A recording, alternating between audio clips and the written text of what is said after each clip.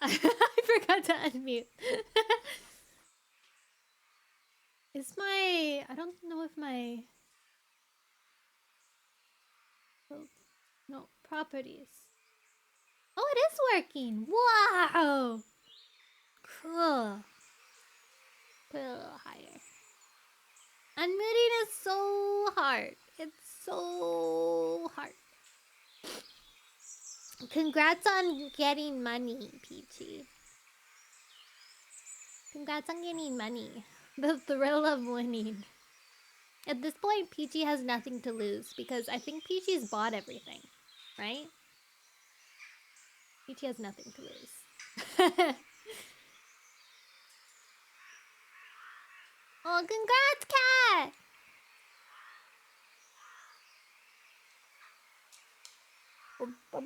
Oh, wait, no, you didn't. You lost something. Why did I read that as a plus? Weird. Oh, wow. Oh, wow. How are you guys today? Ah! Oh! Did you see that? If I don't like minimize, no, if I minimize VTube Studios, I like get squished. Oh yeah, there's a difference. You have popcorn for channel points and kernels for stream avatars. There's a difference. How are you guys today? My allergies are acting up once again. Can you hear me sniffling? I was gonna bring up... I got like a... So yesterday I ordered because our 7-Eleven is closed and I was busy.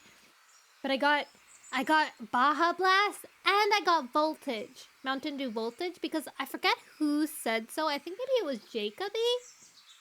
Jacoby was saying that Voltage is like better than Baja Blast. So then I thought, well, I'll get both of them and then I'll compare them. Baja Blast. Baja Blast. Ooh, I've got the sniffles. It could be because I rolled around in the grass with my dog today when we were out on a walk. Sometimes I watch her when I'm walking and I get overwhelmed with love for her, and so I have to scratch her bum, and then she gets excited, and then I roll about on the grass with her. And that could be why my allergies are extra bad today. I don't even know what kind of flavor it is, but I keep hearing about it everywhere. It's Taco Bell flavored,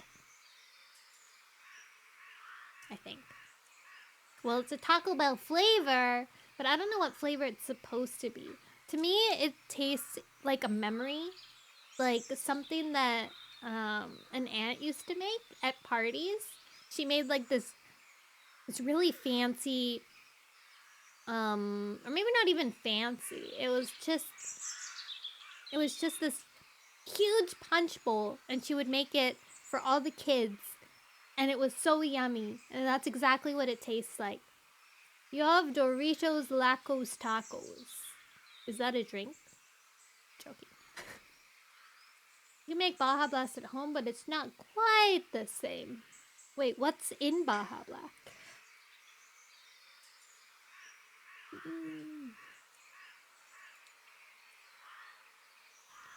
Guys, are you excited? Today we're gonna end Rising Storm. We're gonna end it. Jamaica? Jamaica? No. Thank you for the resub, Pappy! 12 months! Oh, snap. Today we get to see the dogs. You're right. Blue Powerade, Mountain Dew, and Sprite 7-Up generic lemon lime soda. Oh. Blue Powerade, huh? I think the English is hibiscus, but hibiscus. Like eat hibiscus? Hello, we already did a year, but we're doing it again, I guess. Yeah, I remember that. I feel like we already did that already. Oh well. I think my channel's a little funky because wait, I think I missed. Wait, when was my actual? Maybe it's in June. Hydrate. I have water today, guys. Can you believe it?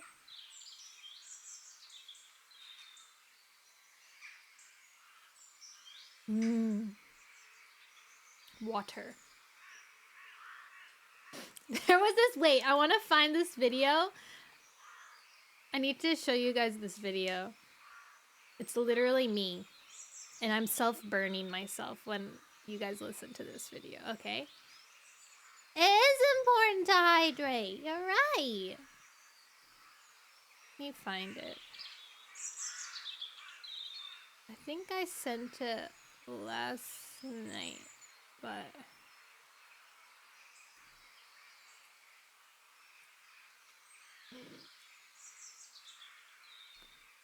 Aha! I found it. Hey. Okay. This is called... Okay, let me switch it to... the other one. Look, where is that? Hey, do you have anything? Can you hear that? No, you can't, right?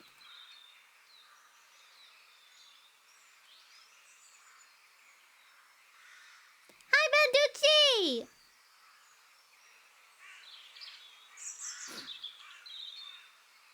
I'm very sniffled. Okay, I found it. Okay, this short is called... Need you hey, do you...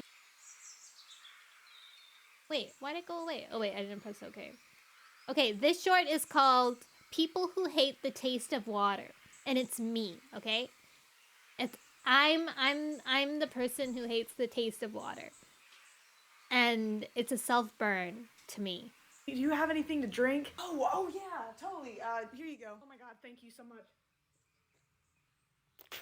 Okay.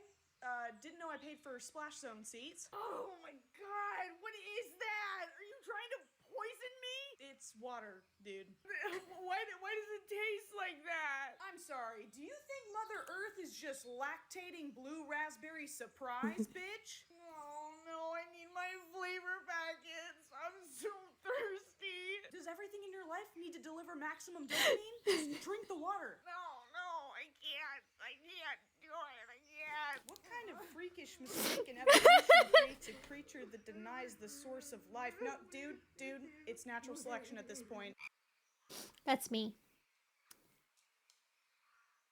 I'm the one sobbing. Okay. Let's get back to the nature sounds. There we go. Whoa, you guys are going.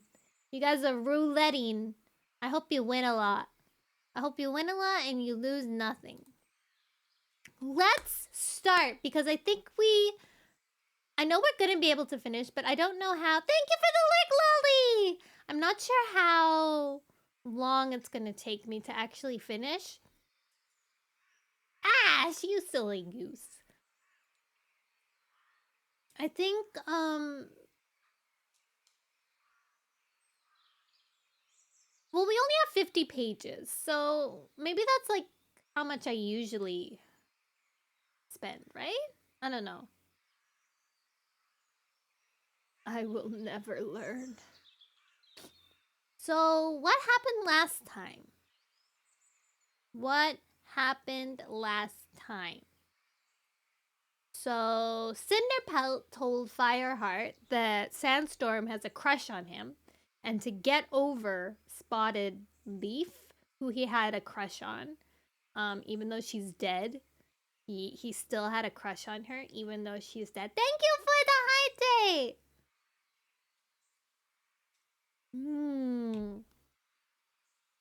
And a stretch!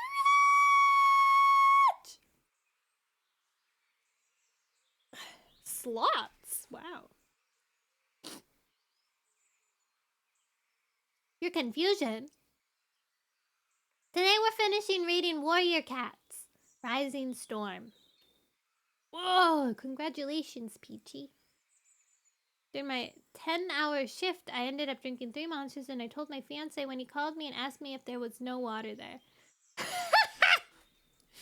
That's me too. And then what happened? CloudPod disappeared. That was last stream, though. That was the end of last stream. CloudPod was taken, and Ravenpaw came into ThunderClan territory, and he was like, "Hey guys, I found a white cat, and he kind of smelled like ThunderClan. Is he yours?" And then Fireheart's like, "Oh my god, that's my nephew." And so, how do you check your points? I'm not sure. If you look, yeah, if you go on the stream avatar, it will show you there. I don't know how you do it in chat, though.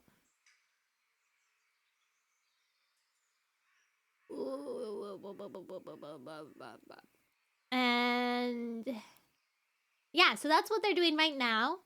They started getting chased by dogs. So that's where we ended off. Oh, yeah! There was that big dramatic thing that happened last time. Remember? All of a sudden, a patrol was attacked. And so Fireheart went out with White Storm, I think. And they went out and Tiger Claw had ambushed them with a group of other cats. And he killed Running Wing. Running Wing is dead. And then Fireheart thought it was Whitethroat, one of the Shadow Clan cats that were sick in their territory earlier. And he chased him onto the road, and he got hit by a car and died. And then they had a fight. And so there was a fight, and they almost got, like, wasted by Tiger Claw and his, like, buddies. And then Gray Stripe came in with River Clan Patrol because he heard the screaming from really afar. And they battled off Tiger Claw and his homies, and then they said bye. And yes, and then Blue Star kind of like went into regression again. She's really depressed again. She was on a good route, but then it's not good anymore. She knows Tiger Claw's out to kill everyone, and Running Wing is dead, so that sucks. Dying from inhaling your cat. I have the opposite problem when I drink sometimes, where it just like doesn't go in my mouth, and I like spill it on myself. That happens sometimes. Pretty sad. Be busted out of the extension of their Yeah, this book is crazy. Or warriors are crazy. So we're getting into the climax. So something more must be about to happen, I guess, because we're 50 pages away. And usually Warrior Cats, thank you for the head pats! Usually Warrior Cats tends to have the climax like literally 2 or 3 pages before the end. So yeah. I'ma head out. Okay, bye! Sweet dreams, Fenry! Rest well. Good night! Good night. So let's begin. We can finish, and everybody who wants to gamble can continue to gamble. Good luck. We're warrior catting now. Rest in peace, Running Wing. And Whitethroat, who died. Yeah! Good luck to all the cats! Alright. Chapter 20. To sit up a little straighter.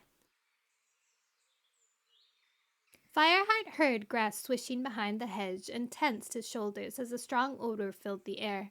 A large bark made his tail fluff out, and a heartbeat later he saw the quivering nose of a dog thrusting through the hedge. Run! He yowled, spinning around. Another rustle and a yelp of excitement told him that a second dog was following the first. Fireheart fled.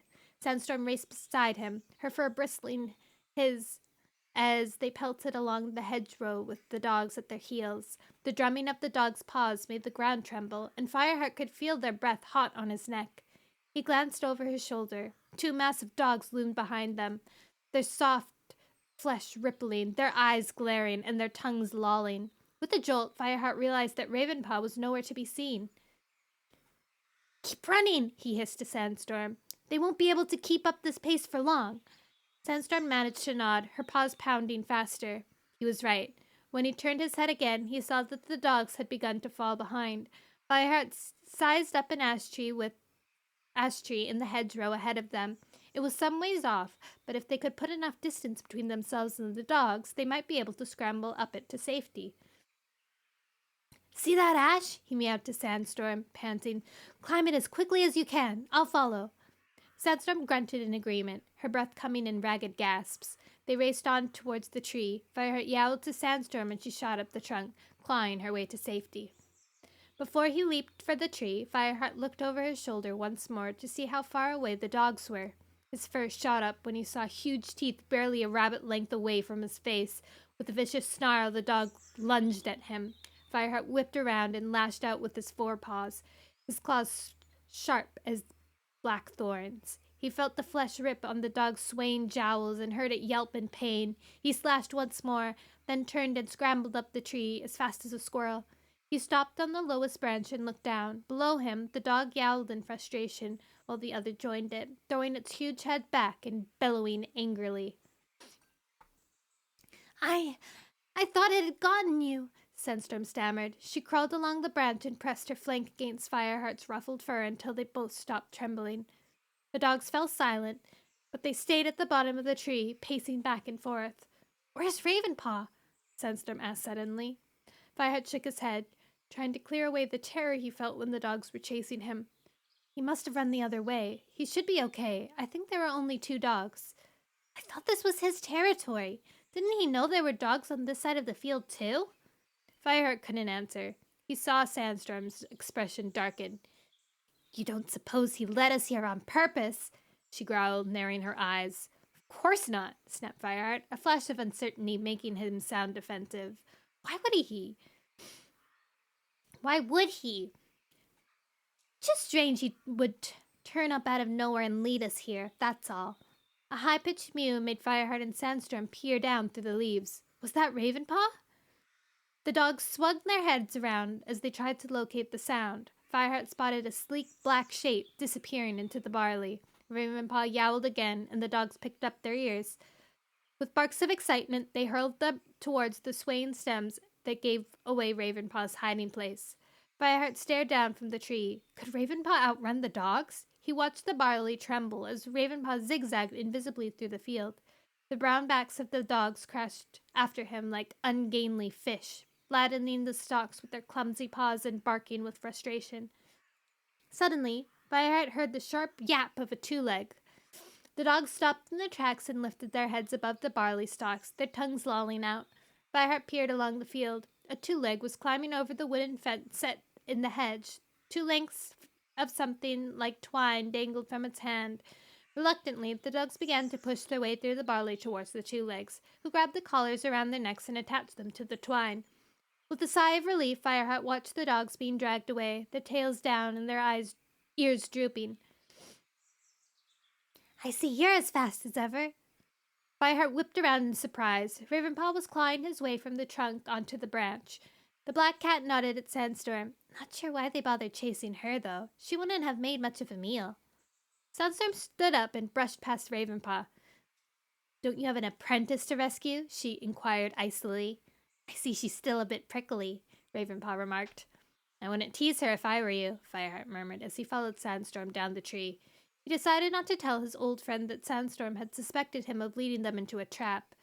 Ravenpaw was no fool. He probably worked that out for himself, but it was a sign of his newfound confidence that he wouldn't let her hostility bother him. And with the dogs safely out of the way, the only thing Fireheart wanted to think about was finding Cloudpaw. Ravenpaw led them to the top of the rise and stopped. A two-legged dwelling lay in the shallow valley ahead of them, just as he had promised. "That's where you took Cloudpaw?" Fireheart asked. When the black cat nodded, Fireheart's belly began to churn with nervous excitement. Even if they did find Cloudpaw, what if he didn't want to come back with them? And if he did, would the clan ever be able to trust a cat who had been lured into the softness of kitty pet life? "I can't smell him," Sandstorm remarked, and Fireheart didn't miss the suspicious edge in her tone. "The scent was already stale when I came to last see him," Ravenpaw explained patiently. "I think the Tuligs are keeping him locked in." Then how exactly are we supposed to rescue him?" "Come on," Fireheart meowed, determined not to get the two cats a chance to start arguing. He began to head down the slope towards the dwelling. "Let's take a closer look." The two-legged dwelling was surrounded by a neatly clipped hedge. Fireheart pushed his way through it and stared across the browning grass to the two-legged nest silhouetted against the dusky sky. He flattened his body to the ground and crept towards the nearest bush. His ears pricked. His nose was no good here. The evening air was filled with cloying flower scents that drowned out more useful smells. He heard paw steps on the grass behind him and turned to see Ravenpaw and Sandstorm following him. Their quarrel apparently put aside for now, he nodded to them, grateful for their company, and carried on across the lawn. By the time they reached the two-legged nest, Fireheart could feel the blood pulsing through his ears. Suddenly, the hedge and the safety that lay beyond it seemed very far away. "Here's the window where I saw him," whispered Ravenpaw, leading the way around the corner of the nest. "And probably where the two-legs saw you," muttered Sandstorm. Fireheart could smell her fierce scent and knew her irritation was due as much to barely suppressed tension as to old rivalries. A light glared from the window above their heads, and Sandstorm dropped into a crouch.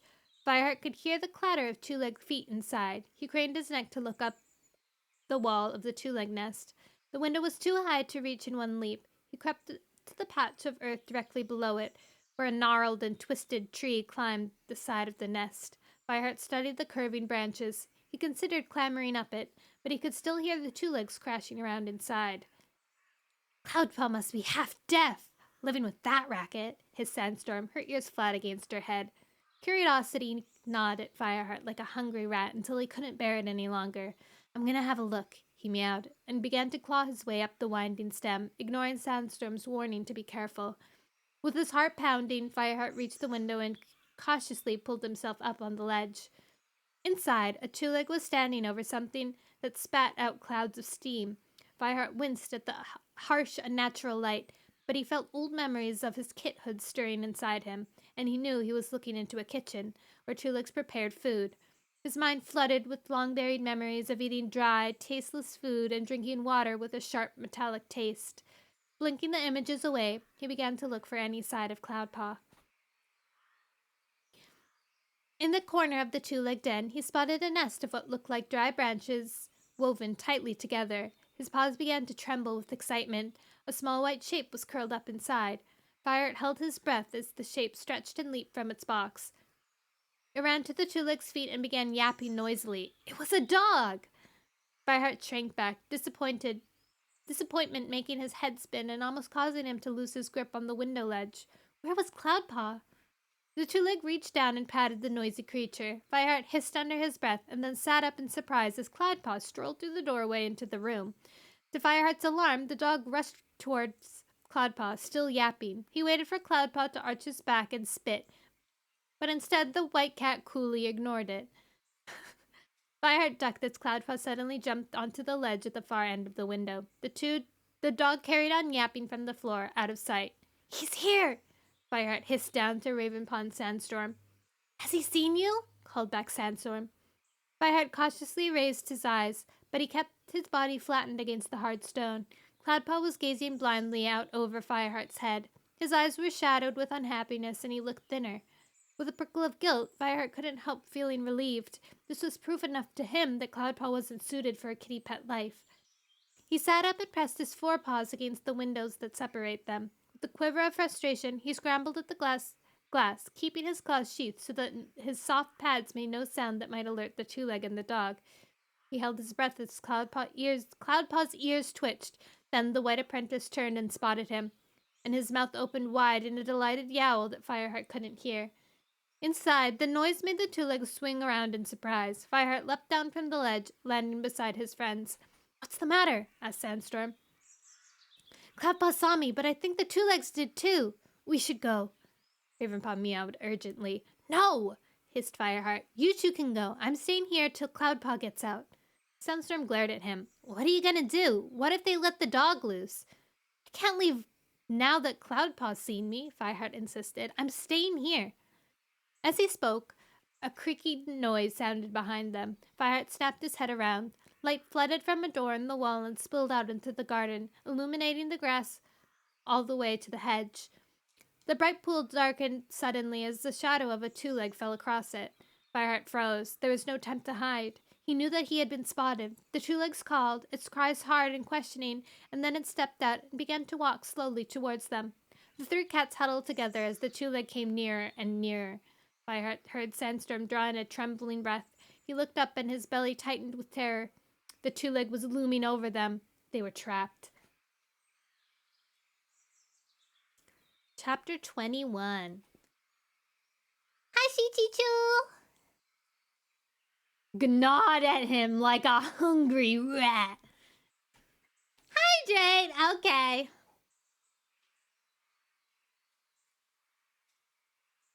I'm good. I'm a little stuffy because I have allergies, but that's it.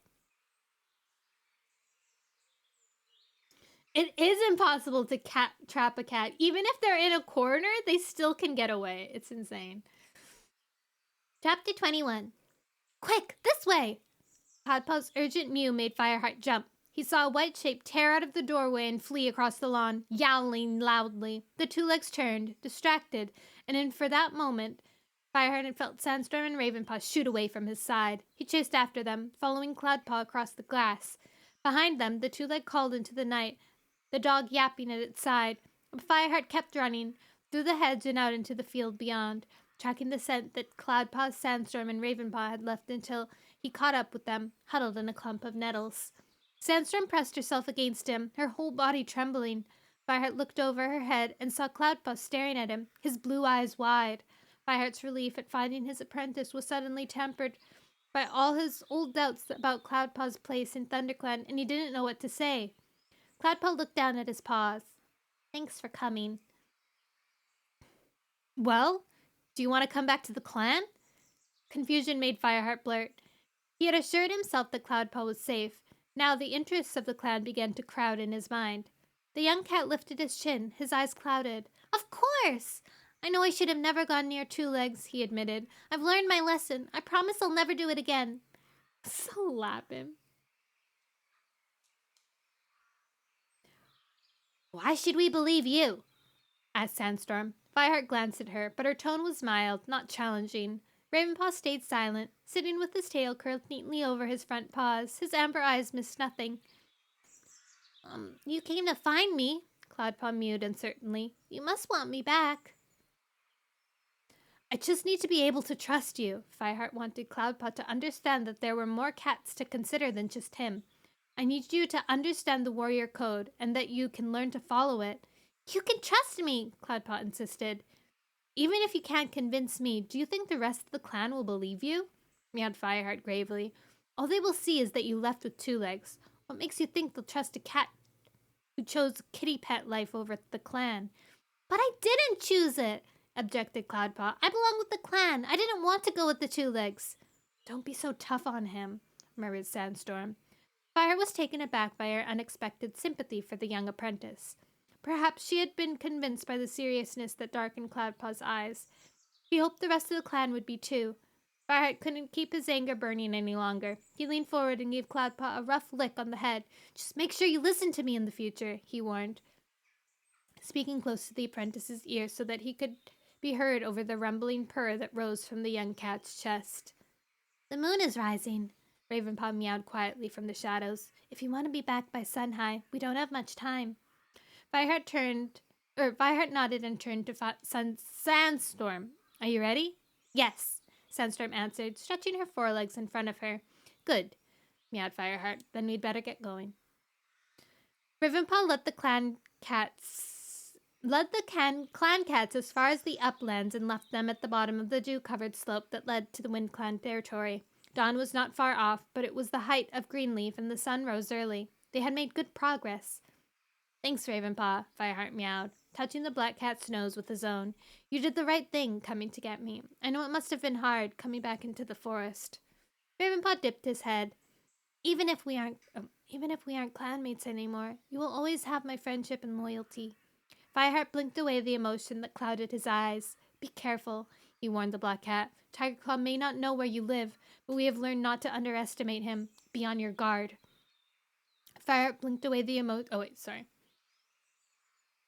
Ravenpaw nodded soberly and turned away. Fireheart watched his old den mate trot across the sparkling grass and disappeared into the copse. If we hurry, we can get to the 4 trees before the Wind Clan Dawn Patrol sets out, he meowed. He set off up on the slope, flanked by Cloudpaw and Sandstorm. It was a relief to travel through the uplands before the sun had risen. As they reached the highest part of the uplands, where the deserted badger set lay, the sun lifted its head above the horizon and sent a wave of golden light across the heather. Fireheart saw Cloudpaw watching it in wonder, his blue eyes wide. Hope rose in his heart that the young cat would keep his promise and stay in the forest. I smell home, murmured the white apprentice. Really? Meowed Sandstorm doubtfully. All I smell is an old badger dirt. And I smell ThunderClan intruders. The 3 ThunderClan cats spun around. Fur bristling, Deadfoot, the Wind Clan deputy, stepped out of the heather and jumped on top of the sandy badger set. He was small and skinny, and he moved with the distinctive lopsided gait that gave him his name. But Fireheart knew that, like the rest of Wind Clan, his size concealed an agility and speed that other clans found hard to match. There was a rustle, and Mudclaw stalked from the heather. Fireheart eyed him tensely as the brown warrior circled the group and stopped behind them. Webpaw! Called Mudclaw. The tabby apprentice who had been with Mudclaw before padded out into the open. Fireheart waited, his heart pounding, to see if there were any more warriors with this patrol. You seem to be making Wind Clan territory your second home, hissed Deadfoot. Fireheart sniffed the air before answering. No more Wind Clan cats. They were evenly matched.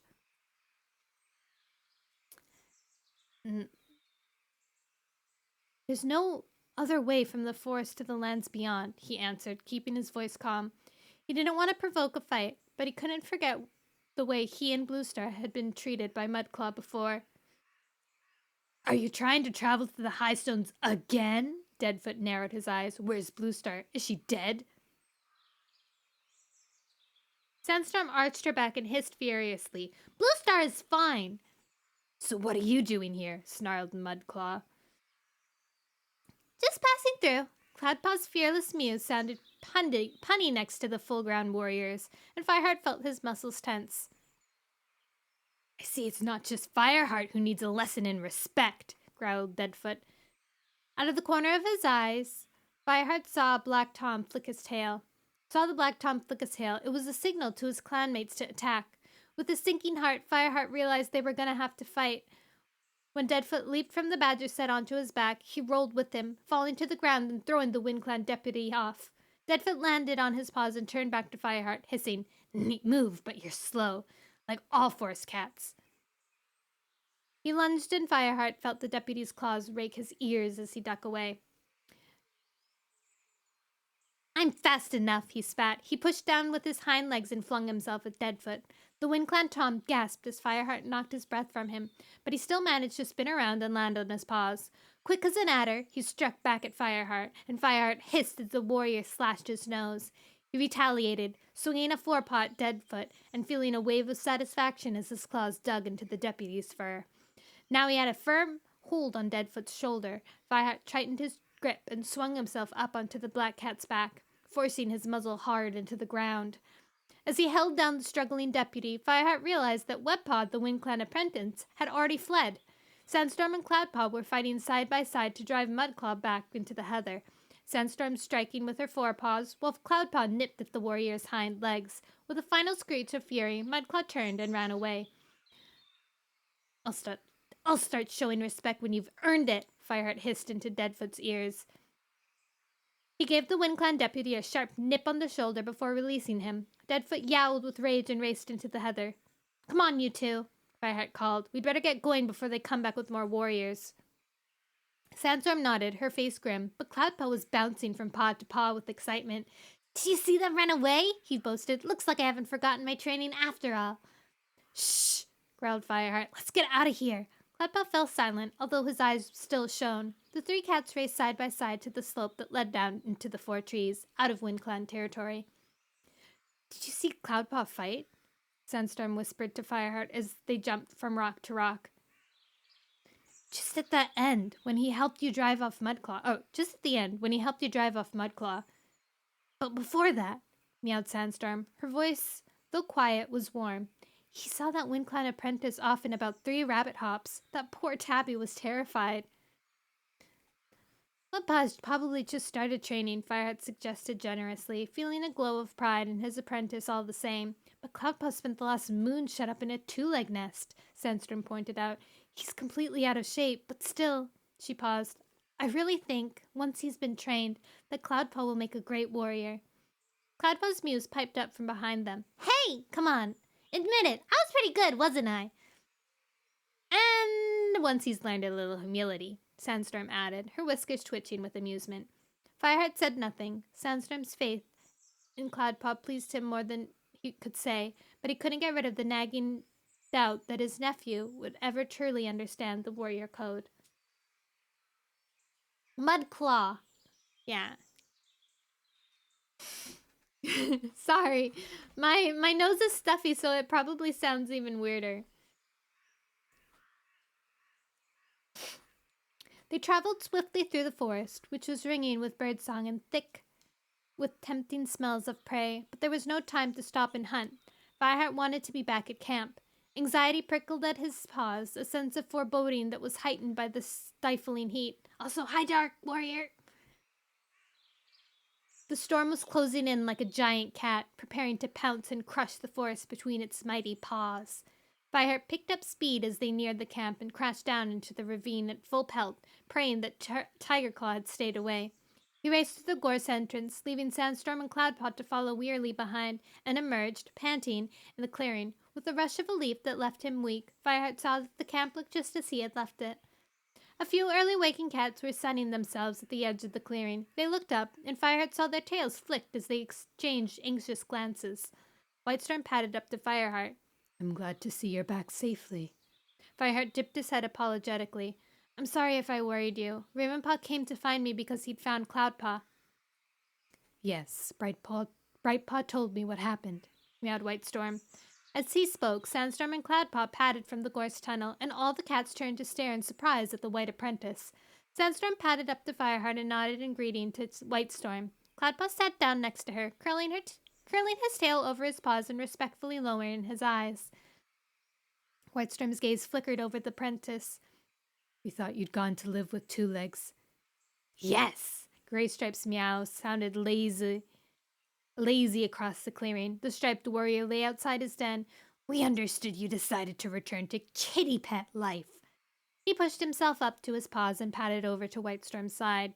The other cats watched silently and curiously, with unblinking eyes as they waited for Cloudpaw's answer. Fireheart felt his paws prickle with anxiety. Cloudpaw raised his chin. I was stolen by the 2 legs, he announced dramatically. A murmur of surprise rippled through the clan. Then Ashpaw dashed forward and touched noses with Cloudpaw. I told them you wouldn't have wanted to leave, he mewed. Cloudpaw nodded. I hissed and I spat and I fought, but the 2 legs took me anyway.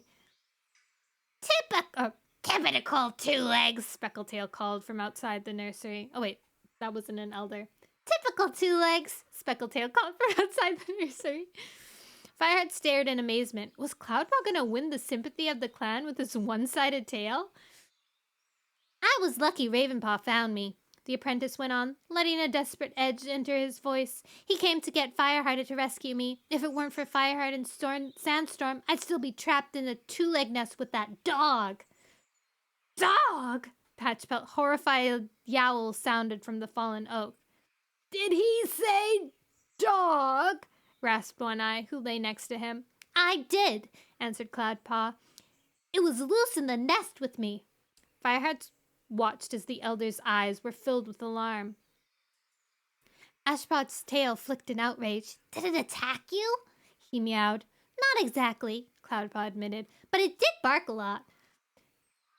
You can tell your den mates all the details later, Fireheart interrupted him. You need to rest. All the clan needs to know for now is that you've learned from your experience and that from now on you will follow the warrior code. But I haven't got to the bit about meeting the Wind Clan patrol, objected Cloudpaw. A Wind Clan patrol? Darkstripe lifted his cold gaze from Cloudpaw to Fireheart.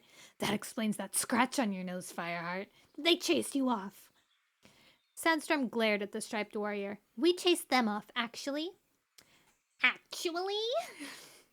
And Cloudpaw fought like a warrior. Did he? Whitestorm eyed Cloudpaw with surprise. He beat a Wind Clan apprentice by himself and then helped Sandstorm and send Mudclaw running for home, Fireheart put in. Well done! Mousefar dipped her head to Cloudpaw, and Cloudpaw nodded back graciously. Is that it? Asked Darkstripe. Do we just take him back? Well, began Whitestorm slowly. That will be for Bluestar to decide, of course. But ThunderClan needs warriors more than ever before. I think we would be foolish to send Cloudpaw away now. Darkstripe snorted. How can we trust this kitty pet not to run off again when things get tough? I'm no kitty pet, and I didn't run away, hissed Cloudpaw. I was stolen. Fireheart saw Darkstripe flex his claws angrily. Darkstripe's point's a fair one, he conceded, reluctantly accepting that the Tabby warrior's misgivings might be shared by the rest of the clan. It would take more than a few words to persuade the clan that they should trust this apprentice again. I'll go speak with Bluestar, he meowed. Whitestorm is right. It's up to her to decide. Chapter 22. Actually...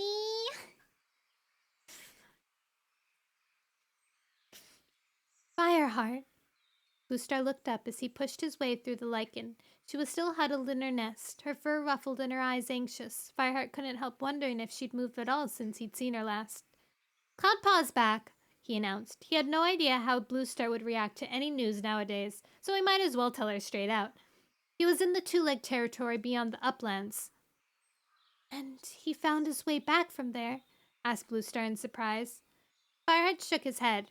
Ravenpaw saw him and came to tell me where he was. Ravenpaw?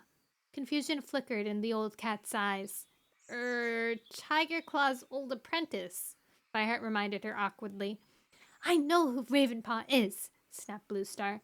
What was he doing in ThunderClan territory? He came to tell me about Cloudpaw, Fireheart repeated. Cloudpaw, echoed Bluestar, tipping her head slightly to one side. He's back? Why did he come back? He wanted to rejoin the clan. The two legs took him against his will. So StarClan led him home, murmured Bluestar. Ravenpaw helped, Fireheart added. Bluestar stared at the sandy floor of the den. I thought StarClan wanted Cloudpaw to find the life outside the clan.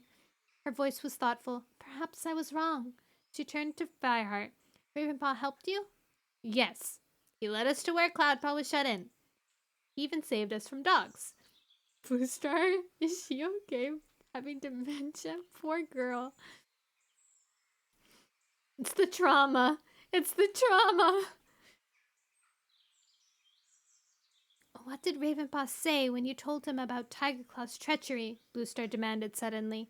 Fireheart was caught off guard by the question. Well, he was shocked, of course, he stammered. But he tried to warn us about him, didn't he? Bluestar's voice sounded full of regret. I remember now. Why didn't I listen to him? Fireheart struggled to find a way to comfort his leader. Ravenpaw was just an apprentice then. Every cat admired Tigerclaw. He hid his treachery well.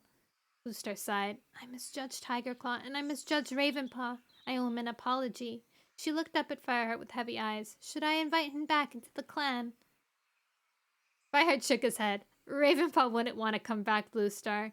We left him in Two Legs territory, where Barley lives, he explained. He's happy there. You were right when you told me he would find a life that suited him better outside the clan. But I was wrong about Cloudpaw, Bluestar fretted. Fireheart felt as the conversation was getting out of control. I think clan life will suit him in the end, he meowed, hoping he sounded more confident than he felt. But only you can decide whether we should take him back. Well, why shouldn't we? Darkstripe thinks Cloudpaw will be drawn back to his kitty pet roots, Fireheart admitted. And what do you think? Fireheart took a deep breath. I think Cloudpaw's time with the two legs has taught him that his heart lies with the forest, just as mine does. He was relieved to see Bluestar's eyes brightened. Very well. He can stay, she agreed. Thanks, Bluestar. Fireheart knew he should feel more joyful that Cloudpaw had been accepted back into ThunderClan, but his relief was still tinged with doubt. Cloudpaw had fought well against the WindClan patrol and seemed genuinely pleased to be back in camp. But how long would this last? Until he got bored with training? Or fed up with catching his own food? Bluestar went on thoughtfully. And we should also tell the clan that if they see Ravenpaw in our territory, then they should welcome him as they would a den mate. Fireheart dipped his head gratefully. Ravenpaw had made few friends as an apprentice, mainly due to his paralyzing fear of Tigerclaw, but there was no cause for any cat in ThunderClan to hold a grudge against him. When will you make the announcement about Cloudpaw? He asked. It would be good for the clan to see their leader on the high rock once more. You tell them, Bluestar ordered. A thorn of disappointment prickled at him. Had Bluestar reached the point where she felt unable to address her own clan? And even though he itched to tell the other cats that Cloudpaw would stay, Fireheart needed the clan to be certain it was Bluestar's decision. She had kept to her den for so long and left so much of the daily running of the camp to Fireheart. How could the cats be sure that she had ordered this? If she made the announcement herself, not even Darkstripe could complain. Fireheart stood in silence, his mind whirling. Is something wrong? Bluestar narrowed her eyes quizzically. Perhaps Darkstripe should tell the others, Fireheart ventured slowly. After all, he was the one to object. Fireheart searched her expression, wondering if Bluestar had been unnerved by his... The breath caught in Fireheart's throat as a glimmer of suspicion momentarily clouded Bluestar's gaze. You're becoming shrewd, Fireheart. You're right. Darkstripe should be the one to spread the news. Send him to me. Fireheart searched her expression, wondering if Bluestar had been unnerved by his cunning or the thought of seeing Darkstripe. But her eyes betrayed nothing as he meowed his farewell and backed out of the den. Darkstripe had not moved. He sat, waiting for Bluestar's judgment, while the other cats carried on with their duties as usual. The few who remained around the clearing looked up inquisitively at Fireheart as Fireheart walked away from the high rock. Fireheart stared into Darkstripe's amber eyes, trying not to betray his sense of triumph, and nodded towards Bluestar's den, signaling with a flick of his tail that the ThunderClan leader wanted to see him. As the striped warrior strode past him, Fireheart padded to the pile of fresh kill, which was already well stocked even though the sun was still climbing into the sky. But trolls were hunting well, and though he thought with satisfaction. Tired and hungry, he picked up a squirrel in his jaws. If there was a storm coming, Fireheart thought he hoped it would break soon. On the way to the Nettle Club, Fireheart made a detour to the apprentice den where Cloudpaw sat alone, hungrily gulping down a sparrow. The white cat looked up and swallowed hastily as Fireheart approached. What did she say? For once there was an anxious edge to his mew. Fireheart dropped a squirrel. You can stay. Cloudpaw broke into a loud purr. Great, he mewed. When are we going out training? Fireheart's weary paws ached at the thought, and he answered, Not today. I have to rest. Cloudpaw looked disappointed. Tomorrow, Fireheart promised with a glimmer of amusement. He couldn't help feeling cheered by his apprentice's enthusiasm to get back into old routines.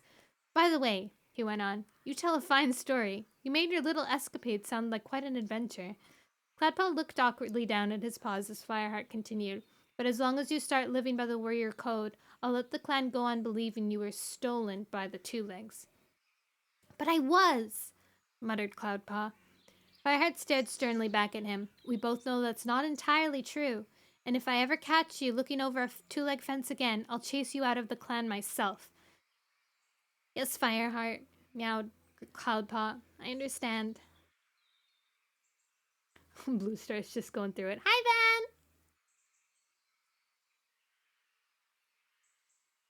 Van! Fireheart curled up in his nest the following evening, feeling pleased. His training session with Cloudpaw had gone well. For once, his apprentice had listened carefully to every instruction, and there was no denying that his fighting techniques were getting better and better. Just hope it lasts, he thought as he drifted into slumber. The forest weaved its way into his dreams. Tree trunks loomed over him through the mist, disappearing into clouds as they soared upwards. Fireheart called out, but his voice was sucked into the eerie silence. Panic rose in his chest as he searched for familiar landmarks, but the mist was too thick. The trees seemed to crowd in on him, growing closer and closer than he remembered, their blackened trunks scraping against his fur. He sniffed the air, his fur bristling in alarm as an acrid scent that he recognized but could not name. Suddenly, he felt the softness of another pelt pressed against his own. An achingly familiar sense enveloped him, soothing his fretful mind like a drink of cool water. It was Spotted Leaf. "What's happening?" Fireheart meowed, but Spotted Leaf didn't reply. Fireheart spun around to face her, but he could barely see her through the mist. He could just make out her amber eyes filled with fear before the sound of a two-leg howling exploded into the silence.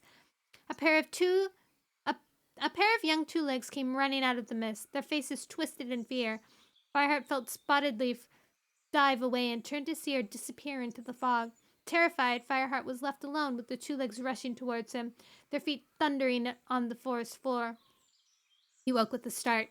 His eyes flashed open and he stared fearfully around the den. Something was wrong. The world of his dreams had invaded his waking world. The acrid scent still filled the air. And a strange, choking mist seeped through the branches. Fireheart leaped to his paws and scrambled out of the den. An orange light shone dimly through the trees. Could it be dawn already? The smell grew stronger, and with a sense of horror, Fireheart knew what it was. Fire. Bro, I didn't know this happened in this book. I straight up don't remember this. Okay. Let's go, guys. Okay. Fire! Wake up! Fireheart yowled. Le feu. And thank you for the follow, Scrooge the cat! Oh my god! Who's that cat? I did not follow just because of the stream. It's okay if you did. We have Warrior Cat Wednesday every Wednesday. We're reading through the Warrior books.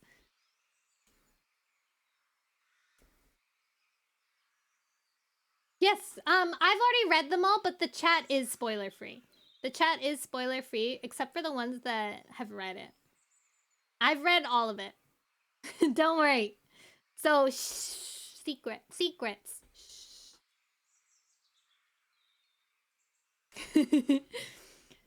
And I've forgotten a lot that has happened in these books too.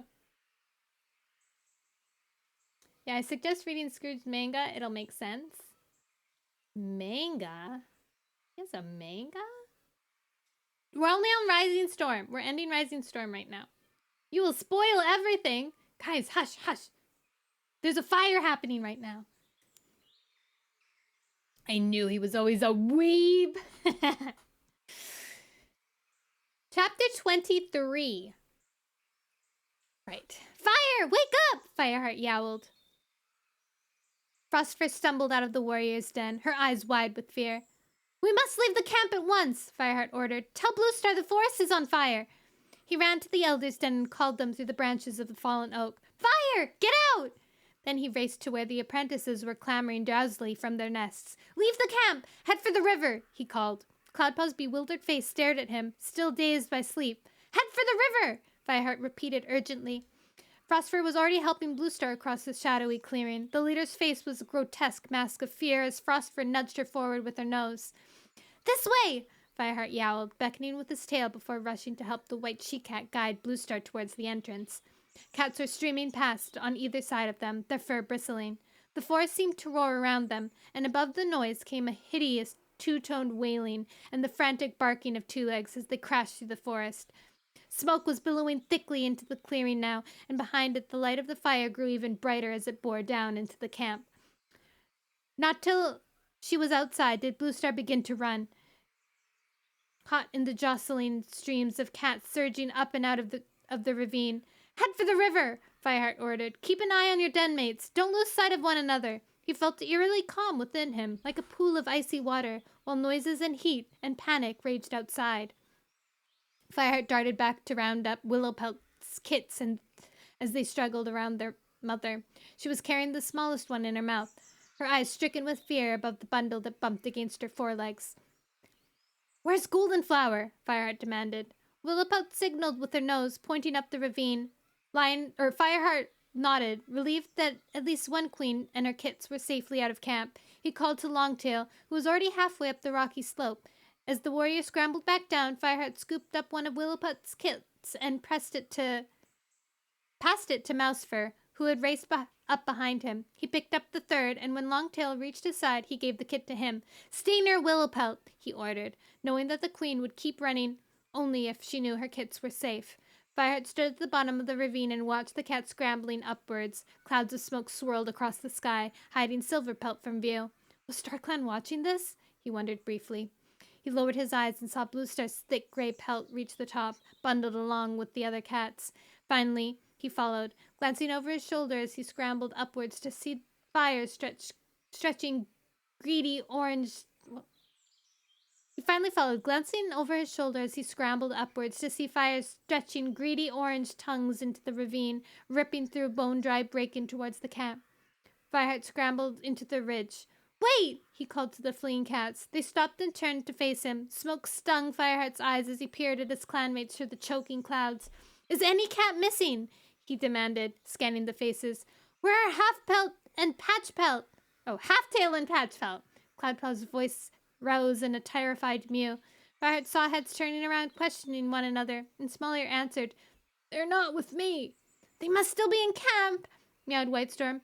"Where's Bramblekit?" Goldenflower's desperate wail rose through the trees above the noise of the fire. "He was behind me when I was climbing the ravine." Fireheart's mind reeled. This meant 3 of the clan was missing. "I'll find them," he promised. "It's too dangerous for you to stay here any longer. Whitestorm and Darkstripe, make sure the rest of the clan make it to the river." "You can't even go back down there," Sandstorm protested. "You can't go back down there," Sandstorm protested. Forcing her way through the cats to stand beside him, her green eyes searched his desperately. "I have to," Fireheart replied. "I'm coming with you," Sandstorm told him. "No," called Whitestorm. "We are short of warriors already. We need you to help the clan to the river." Fireheart nodded in agreement. "Then I'll come." Fireheart stared in horror as Cinderpelt limped forward. "I'm no warrior," she mewed. "I'd be no use anyways if we met an enemy patrol." "No way!" Fireheart spat. He could not let Cinderpelt risk her life. Then he saw the matted pelt of Yellowfang as she shouldered her way through the crowd. "I may be old, but I'm steadier with my paws than you," the old medicine cat told Cinderpelt. "The clan will need your healing skills. I'll go with Fireheart. You stay with the clan." Cinderpelt opened her mouth, but Fireheart snapped. "There's no time to argue. Yellowfang, come with me. The rest of you, head for the river." He turned before Cinderpelt could argue and began to pick his way back down the ravine into the smoke and heat below. Fireheart was terrified, but he forced himself to keep running when he reached the bottom of the ravine. He could hear Yellowfang gasping behind him. The smoke made every breath painful, even for his young lungs. Bright flames flickered just beyond the walls of camp, tearing greedily at the carefully woven ferns. But they hadn't reached the clearing yet. The Elder's Den was the nearest, and Fireheart struggled half-blind towards it. He could hear the crackling of flames as they licked the far side of the fallen oak. The heat here was so intense, it felt as though the fire would burst into camp at any moment. Fireheart saw the shape of Halftail slump below a branch. Patchpelt lay beside him, his jaw buried in Halftail's scruff, as if he'd been trying to drag his friend to safety when he collapsed. "Oh!" Fireheart stopped in dismay, but Yellowfang had already rushed past him and began dragging Halftail's body towards the camp entrance. "Don't just stand there," she growled through a mouthful of fur. "Help me get them out of here." Fireheart grasped Patchpelt in his jaw and pulled him across the smoke-filled clearing and into the tunnel. He struggled to not cough as he tugged Patchpelt through the gorse, its sharp spines clutching at the old cat's matted fur. Fireheart reached the bottom of the ravine and started to scramble upward. Patchpelt twitched in his jaws, and Fireheart felt his body convulse as he retched in a series of violent spasms. Fireheart pushed up on top of the steep slope, his neck aching from the weight of the unconscious cat. At the top, he dragged Patchpelt onto the flat rocks, and the old Tom lay there, wheezing and helpless. Then Fireheart turned to look for Yellowfang. The medicine cat was struggling out of the gorse tunnel, her flanks heaving as she fought against the deadly smoke. The trees that had sheltered the clan were being swallowed up by fire, their trunks enveloped in flames. Fireheart saw Yellowfang stare up at him with Halftail clutched in her jaws, her orange eyes huge. He flexed his hind legs, ready to jump down the rock towards her, but a terrified mewling made him look up. Peering through the billowing smoke, he saw Goldenflower's kit clinging to the branches of a small tree that sprouted from the side of the ravine. The bark of the tree was already smoldering, and as Bramblekit cried desperately, the trunk burst into flames. Without stopping to think, Fireheart sprang at the blazing tree. He dug his claws into the trunk above the flames and hurled himself up to the kit. The fire raced up the trunk behind him, licking at the bark as Fireheart reached forward, wobbling and lunged for the kit. The tiny Tom was clinging onto the branch, his eyes tightly shut and his mouth open wide in a silent scream. Fireheart grabbed him with his jaws and almost lost his balance as Bramblekit let go immediately and swung down into thin air. With his teeth still embedded in Bramblekit's scruff, Fireheart managed to keep his grip on the rough bark. There was no way he could climb down the trunk now. The flames had taken too strong a hold. He would have to go as far along as the branch as he could, then jump down to the ground. Clutching his jaws, he blocked out Bramblekit's screams. Fireheart crept away from the trunk. The branch dipped and swayed under his weight, but Fireheart forced himself to keep going. One more paw step, and he tensed, ready to jump. Behind him, flames scorched his pelt, filling his nostrils with the bitter smell of burning fur. The branch dipped again, this time with an ominous splintering sound. "Starklan, help me!" Fireheart prayed silently. Shutting his eyes, he flexed his hind legs and leaped towards the ground. Behind him, a loud crack split the air. Fireheart landed with a thud that almost knocked the breath out of him. Scrambling to find a claw hold on the side of the ravine, he twisted his head around. To his horror, he saw that the fire had burned right through the trunk, sending the whole tree toppling into the ravine. Alive with flame, the tree crashed away from the terrified cat, hiding the entrance to the camp behind a wall of burning branches. There was no way Fireheart could reach Yellowfang now. Yellowfang! Hello, Thunder Aiden!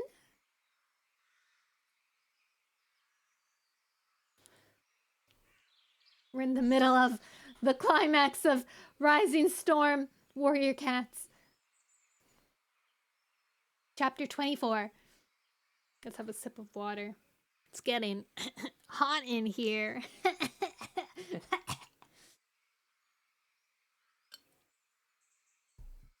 Okay.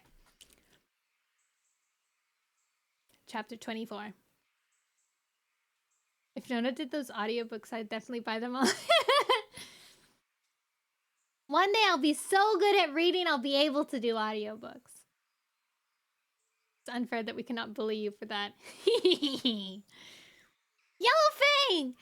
Fireheart dropped Bramblekit and yowled the medicine cat's name. The blood pounded in his ears as he listened for her reply, but he heard nothing except the dreadful crackling of the flame.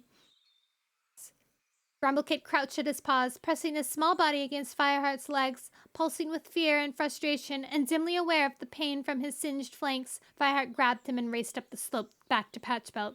The old Tom hadn't moved. Fireheart saw his chest weakly rising and falling, and knew that Patchbelt would not be able to run to safety. He lowered Bramblekit onto the ground. "Follow me!" he yowled, before clamping his tired jaw onto Patchbelt's scruff. With a final glance down at the burning slope, Fireheart dragged the black and white Tom away from the ravine and into the trees. Bramblekit scrambled after them, too shocked to mew, his eyes huge and unfocused. Fireheart wished he were somehow able to carry both of them, but he couldn't leave Patchbelt to die where he lay. Somehow Bramblekit would have to find the strength to survive the terrifying journey on his own paws. Fireheart followed the trail of the other cats blindly, hardly aware of the forest around him, even though he turned back every few moments to check that Bramblekit was still keeping up. His last sight of the ravine filled his mind, a terrified throe of flames and smoke that engulfed the camp, his home, and of Yellowfang and Halftail. There had been no sign of it all. They caught up with the rest of ThunderClan at Sunning Rocks. Fireheart lay Patchbelt gently on the flat surface of the stone. Bramblekit raced straight to Goldenflower, who grasped him by his scruff and gave him a sharp, angry shake, choked by the purring that rose from her chest. Then she dropped him and began washing his smoke-stained fur with furious laps that softened to gentle strokes. The pale Ginger Queen glanced up at Fireheart, her eyes glistening with gratitude she could not begin to put to words. Your little hiccups are adorable.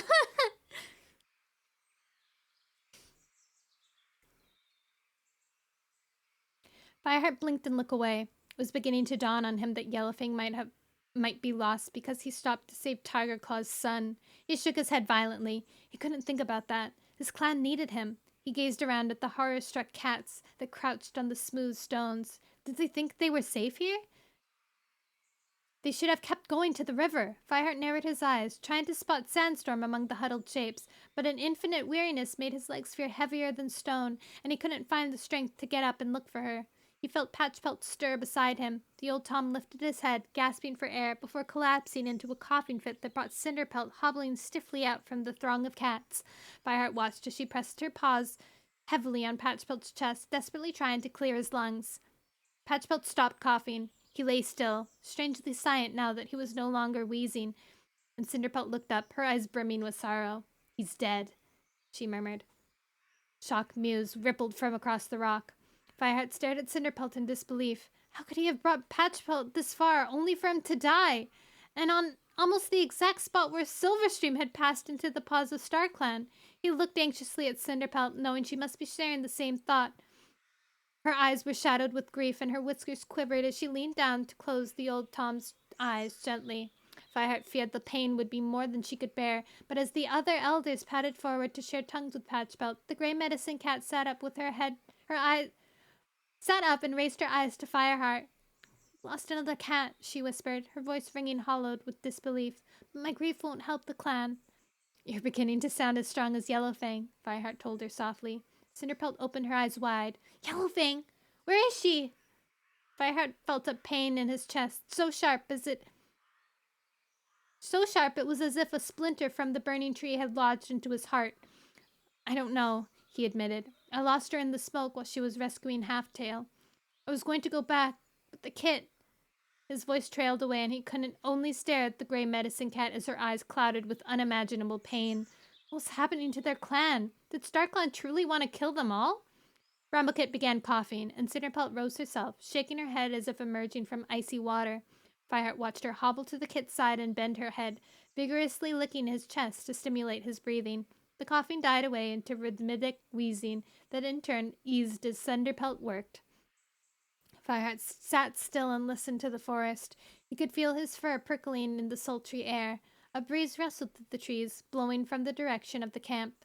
Fireheart opened his mouth, trying to distinguish fresh smoke from the stench of his singed fur. Was the fire still burning? Then he realized he could see the sky filling with clouds of smoke as the breeze drove the flames steadily towards Sunning Rocks. His ears flattened as he heard the roaring of the fire raise above the soft murmuring of the leaves. "It's coming this way!" he yowled, his voice sore and harsh after breathing in the smoke. "We must keep going to the river. We'll only be safe if we cross it to the other side. The fire won't reach us there." The cats looked up, startled, their eyes gleaming dimly through the night. The light from the fire was already shining through the trees. Clouds of smoke began to billow down onto Sunning Rocks, and the sound of the flames grew louder, fanned by the rising wind. Without warning, the rocks in the forest were illuminated by a blinding flash.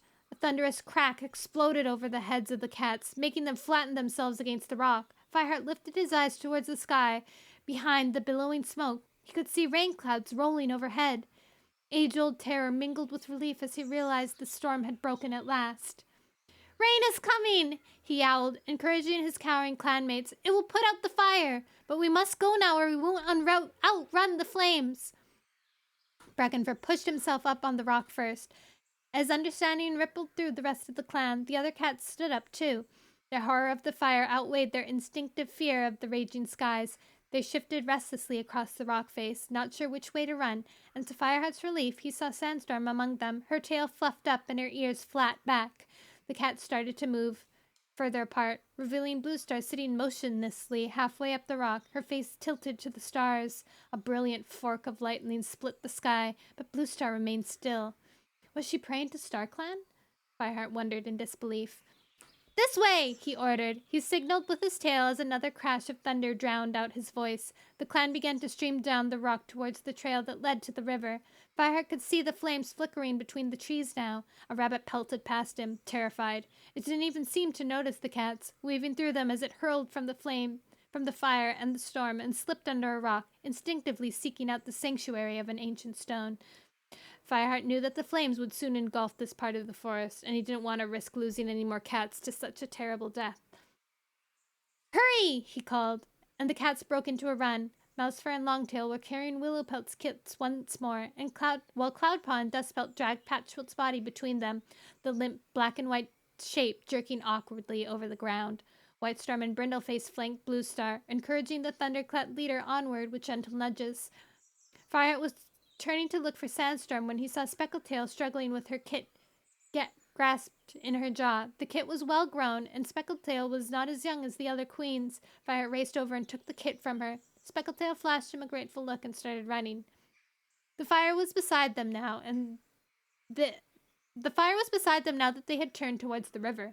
Fireheart kept one eye on the advancing wall of flames as he urged the clan onward.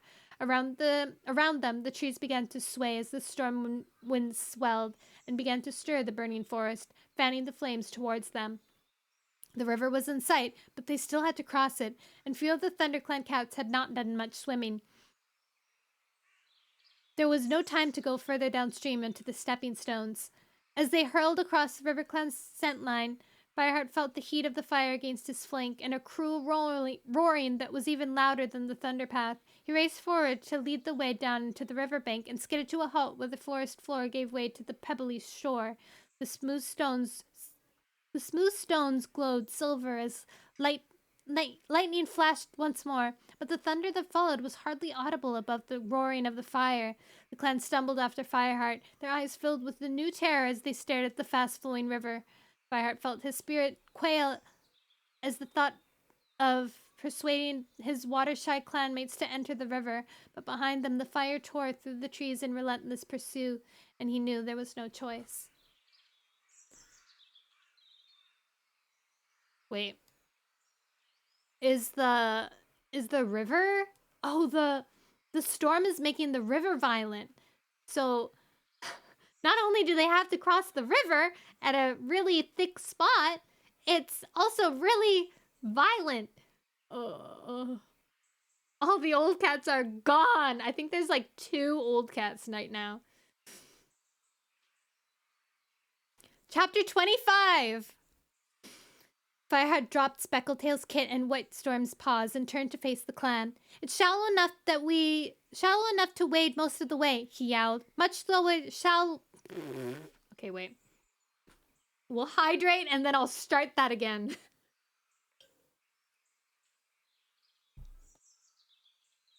You guys know what we need? Hold on. Hold on, guys. Hold on.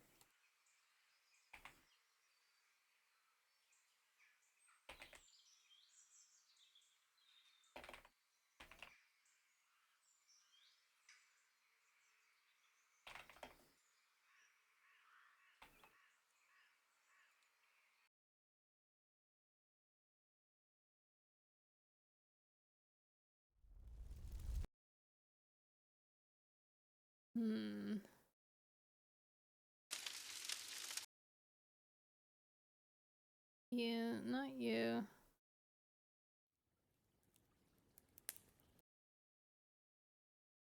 Are you doing fire sounds? No. No, I'm not. What do you... What? What? No.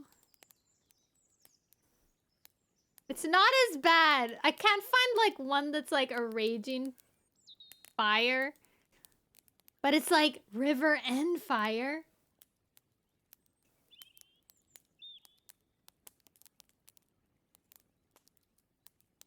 Okay. Wait, it's too peaceful. This is too peaceful. We have to have like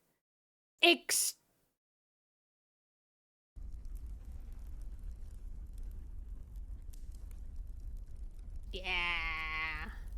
Yeah.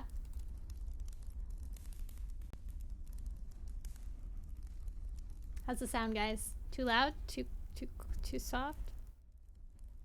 Okay.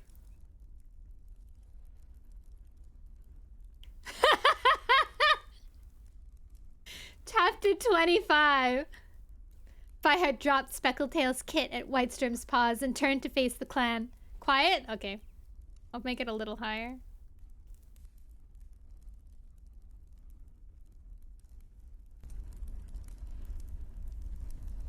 A few streets down from where you work? Oh no! That's terrible. Is this okay?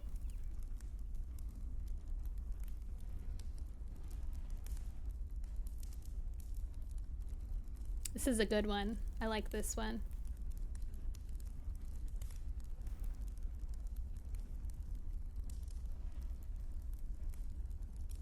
Still kind of quiet, but it works. I'll make it higher. I think it's a good one. But the crackling reminds me of Dark Souls. Oh no! I hope everyone was okay. We'll see. We'll see, guys. Oh, the fire? Yeah, I hope everyone was okay in the fire. Tichichu. Okay. Chapter 25. Firehead dropped Speckletail's kit at Whitestorm's paws and turned to face the clan. It's shallow enough that we can wade most of the way, he yowled. Much slower than usual. There's a place in the middle where you'll have to swim, but you'll make it. The cats looked at him with horrified eyes. You have to trust me, he urged. Whitestorm met Firehead's gaze for a long heartbeat and then nodded calmly. He picked up Speckletail's kit and waded into the river until he stood up to his belly in the dark water. Then he turned and flicked his tail for the others to follow. Fireheart felt a familiar scent in his nostrils, and a soft ginger pelt brushed against his shoulder. He looked down into Sandstorm's bright green eyes. You think it's safe? She murmured, pointing with her nose to the fast-flowing river. Yes, I promise, Fireheart replied, wishing with all his heart that they were somewhere else, far away from this flame-threatened shore. He blinked slowly as the steadfast warrior beside him, trying to comfort her with his gaze, when really he wanted to bury his muzzle into her fur and hide until this nightmare was over. Sunstorm nodded as if she could read his mind. Then she raced through the shallows and plunged into the deep central channel just as lightning lit up the rippled water. Firehead's chest tightened as the she-cat lost her footing on the pebbles and disappeared under the surface. He felt his heart stop beating and his ears roar like thunder as he waited for her to reappear. Then Sandstorm bobbled up, coughing and thrashing with her paws, but swimming steadily towards the far shore. She struggled out of the other side, her coat dark with water and clinging to her body, and then called to her clanmates, Just keep your paws moving and you'll be okay. Fireheart's chest ached with pride. He stared at the lithe shape silhouetted against the trees on the other shore and could hardly stop himself from leaping into the water and swimming to her side. But he had to see the rest of the clan across first. He forced himself to watch his clanmates as they began to plunge headlong into the river. Dustpelt and Cloudpaw dragged Patchpelt's body to the water's edge. Dustpelt looked down at it, then gazed across the river, his expression bleak at the impossibility of carrying the dead cat to the other side when it would be difficult to swim alone. Fire padded to the warrior's side. Leave him here, he murmured, even though the prospect of leaving another cat behind tore at his heart. We can come back and bury him when the fire is past. Dustpelt nodded and waded into the river with Cloudpaw. The apprentice was almost unrecognizable under the smoke stains, and Fireheart touched his nose with the young cat's flank as he passed, hoping Cloudpaw could sense how proud his mentor was of his quiet courage. When Fireheart lifted his head, he saw Small-Ear hesitating at the river's edge. On the far side, Sandstorm was standing belly deep in the water, helping the cats as they struggled to the shore. She called encouragingly to the old gray Tom, but Small-Ear backed away as if as another bolt of lightning lit up the sky. Fireheart dashed towards the trembling elder, grabbed him by the scruff, and plunged him into the river. Small-Ear wailed and floundered as Fireheart struggled to keep his head above the surface. The water felt icy after the heat of the flames, and Fireheart found himself gasping for breath. But he plowed on, trying to remember how easily Graystripe had swum this same channel. Suddenly, a swift current dragged him and Small-Ear off course. Fireheart flailed with his paws, feeling panic rise in his chest as he saw the gentle, sloping bank slip past and a steep wall of mud loom at his place. How could he climb out of here, especially with Small-Ear? The elderly Tom had stopped struggling now and hung like dead weight in Fireheart's jaws. Only his rasping breaths in Fireheart's ears showed that he was still alive and might yet survive the crossing. Fireheart floundered in the water, trying to fight the current and keep Small-Ear's muzzle above the water. Without warning, a molted head reached down from the bank and grabbed Small-Ear from him. It was Leopard Fur, River Clan deputy. Scrambling onto the mud for a paw hold, she dragged Small Ear out, dropped him on the ground, and reached down again for Fireheart. He felt her teeth sharpen his scruff as she hauled him up the slippery bank. He felt a wave of relief as his paws sank onto dry ground. Is that everyone? Leopard Fur demanded. Fireheart looked around him. RiverClan cats were weaving among the ThunderClan cats as they crouched, drenched and shocked on the pebbles. Graystripe was one of them. I think so, Fireheart stammered. He could see Bluestar lying under some trailing willow branches. She looked small and frail, with her soaked fur flattened against her scrawny flanks. What about that one? Leopard Fur pointed with her nose to the unmoving black and white shape on the far shore. Fireheart turned to look. The ferns on the other side were burning now, sending sparks flying into the river and illuminating the trees with a flickering light. He's dead, Fireheart whispered. Without a word, Leopard Fur slipped into the river and swam to the other side. With her golden fur flickering in the light from the flames, she snatched up Patchpelt's body and patted strongly back, her front paws churning through the black water. A clap of thunder exploded overhead, making Fireheart flinch, but the RiverClan deputy did not stop. Whoa, Leopard Fur. Fireheart! Graystripe raced over to Fireheart and pressed himself against his friend, his flank warm and soft against Fireheart's drenched body. Are you okay? Fireheart nodded, dazed, as Leopard Fur hauled Patchpelt's body onto the shore. She laid it at Fireheart's paws and meowed. Come on, we'll bury him back at camp. The RiverClan camp. The RiverClan camp. Unless you prefer to return to your own, answered Leopard Fur coolly. She turned and led the way up the slope, away from the river and the flames. As the ThunderClan cats heaved themselves to their paws and began to follow, heavy drops of rain began to fall through the canopy above. Fireheart twitched his ears. Had the rain come soon enough for the burning forest? More exhausted than he could ever remember being, he watched Graystripe lift Patchpelt's drenched body easily in his strong jaws. The rain began to fall more heavily, pounding the forest as Fireheart fell in behind the other cats, his paws stumbling over the smooth pebbles.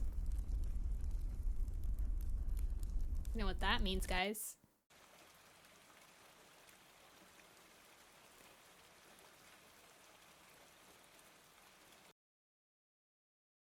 Oops.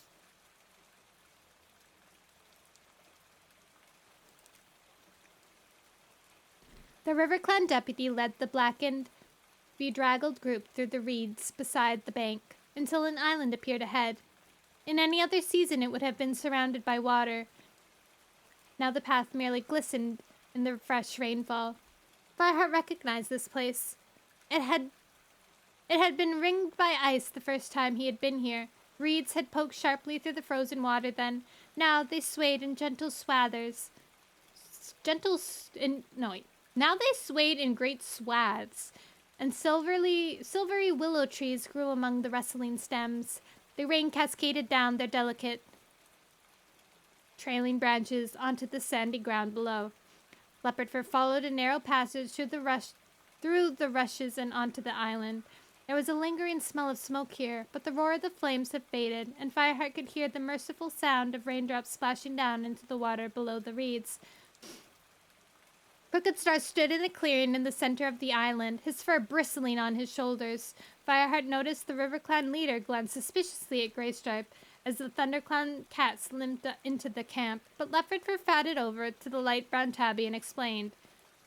They were fleeing the fire.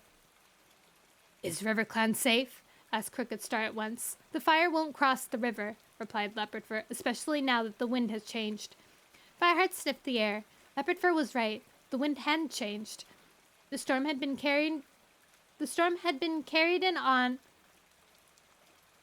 a wind much fresher than he had smelled for a while. It rippled his sodded fur, and Fireheart felt his mind begin to clear. Water dripped from his whiskers as he swung his head around to see where Bluestar was. He knew she should greet Crooked Star formally, but she was huddled among her clan, her head low and her eyes half closed.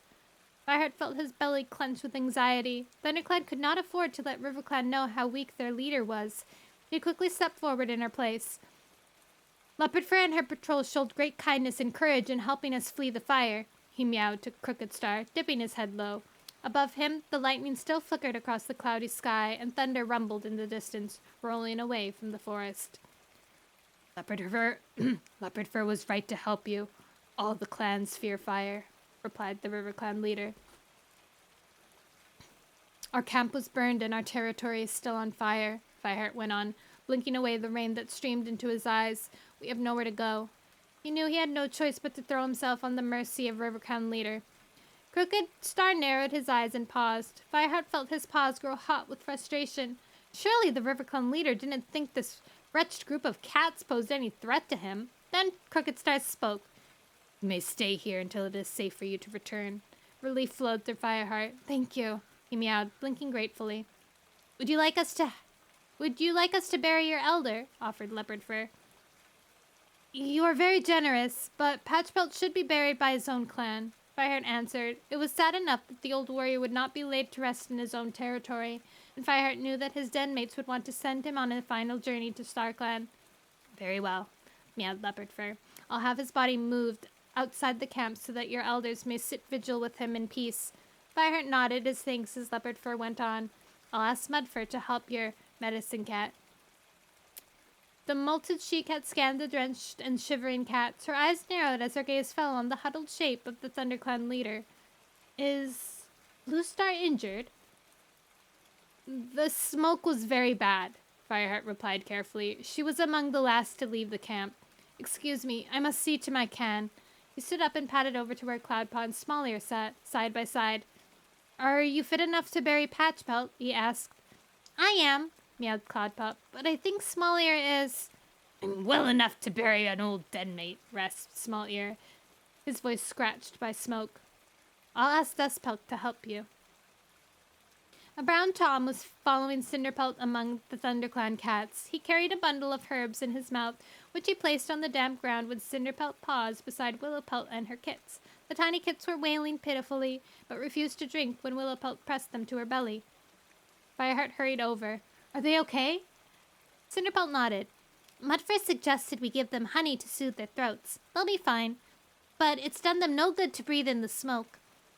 The brown cat at her side meowed to Willowpelt. Do you think they could manage a little honey? The Great Queen nodded and watched gratefully as the River Clan medicine cat held out a wad of moss dripping with sticky golden liquid. She purred as her tiny kits looked at it, first tentatively, then greedily as the soothing sweetness entered their mouths. Do you think cats actually like honey? Fireheart patted away. Cinderpelt had everything under control. He found a sheltered corner at the edge of the clearing and sat down to wash. His singed pelt tasted foul as he brushed his tongue along it. His body ached with tiredness, but he carried on licking. He wanted to wash away all trace of the smoke before he rested. When he had finished, he glanced around the camp. The River Clan cats had fled the rain into their dens, leaving the Thunder Clan cats to huddle in groups at the edge of the clearing beneath the whispering wall of reeds, seeking any protection from the pounding rain. Fireheart was aware of the dark shape of Greystripe moving among his former clanmates, soothing them with his gentle mew. Cinderpelt had finished tending to the cats and was curled up, exhausted, beside Ashpaw. Fireheart could just barely make out Sandstorm's pale ginger flank, rising and falling steadily next to Longtail's silver tabby back. Bluestar was asleep beside Whitestorm. Fireheart rested his muzzle on his forepaws, listening to the beating of the rain on the muddy clearing. His eyes closed. The unbearable image of Yellowfang's terrified face burst into his mind. His heart began to pound, but exhaustion took over and he finally retreated into the refuge of sleep. Cats can't taste sweet things, huh? Well, I wonder what it tastes like for them then. Oh, that's interesting.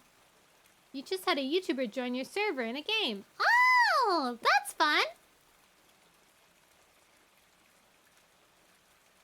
Okay, let's go back to... not the fire.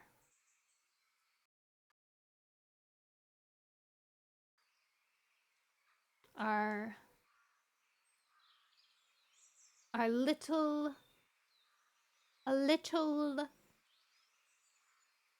Can you hear it?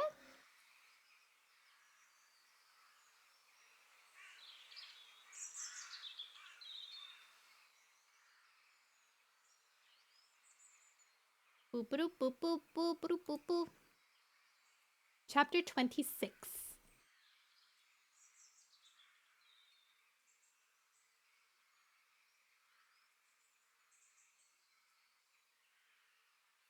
Boop, boop, boop, boop, boop, boop, boop, boop, boop, boop, boop.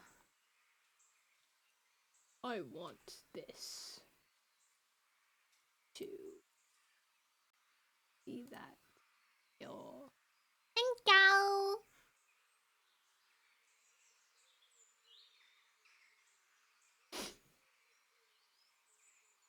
Fireheart felt as if he had slept for only a moment when he woke. A cool breeze was ruffling his fur. The rain had stopped. Above, the sky was filled with billowing white clouds.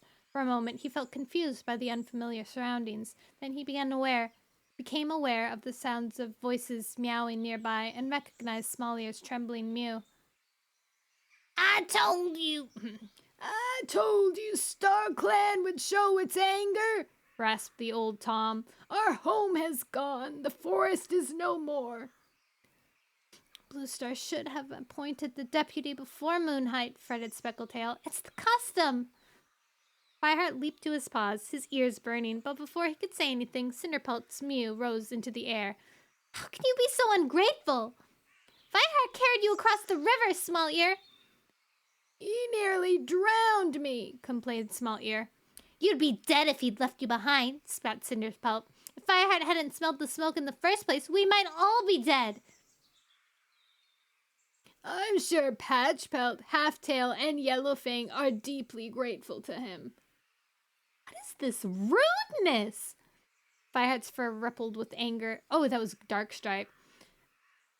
I'm sure Patchpelt, Halftail, and Yellowfang are deeply grateful to him. Fireheart's fur rippled with anger as he heard Darkstripe's sarcastic yowl. Yellowfang will thank him herself when we find her, hissed Cinderpelt. Find her? Echoed Darkstripe. There's no way she'll have escaped that fire. Fireheart should never have allowed her to go back into the camp. Cinderpelt growled deep in her throat. Darkstripe had gone too far. Fireheart patted quickly from the shadows and saw Fernpaw sitting beside Darkstripe, staring up at her mentor with horror in her eyes. Fireheart opened his mouth, but it was Dustpelt who spoke first. Darkstripe, you should show more respect for your lost clanmates, and... He glanced sympathetically at the frightened Fernpaw. Be more careful with what you say. Our clanmates have suffered enough already. Dustpelt is so smitten for Fernpaw. Oh my god. He's turned to the good side because he's in love. Fireheart was taken aback to hear the young warrior challenge his former mentor. Darkstripe eyed Duskpelt with equal surprise, then narrowed his eyes dangerously. Dustpelt's right, Fireheart meowed quietly, stepping forward. We shouldn't be arguing. Darkstripe, Small Ear, and others whipped around to stare at Fireheart, their ears and tails flicking awkwardly as they realized they had heard their conversation. Fireheart! Graystripe's mew interrupted them, and Fireheart saw his friend crossing the clearing, his fur damp from the river. Have you been on patrol? Fireheart asked, turning away from the ThunderClan cats and padding over to meet Graystripe. Yes, and hunting, meowed Graystripe. We can't all sleep the morning away, you know. He nudged Fireheart on the shoulder and went on. You must be hungry. Come with me. He led Fireheart towards a pile of fresh kill at the edge of the clearing. Leopardfur says this is for your clan, Graystripe told him. Fireheart's belly growled with hunger. Thanks, he meowed. I'd better let the clan know. He went over to where ThunderClan cats were gathered. Graystripe says that pile of food is for us, he announced. Thanks, StarClan, Goldenflower meowed gratefully. We don't need other clans to feed us, sneered Darkstripe.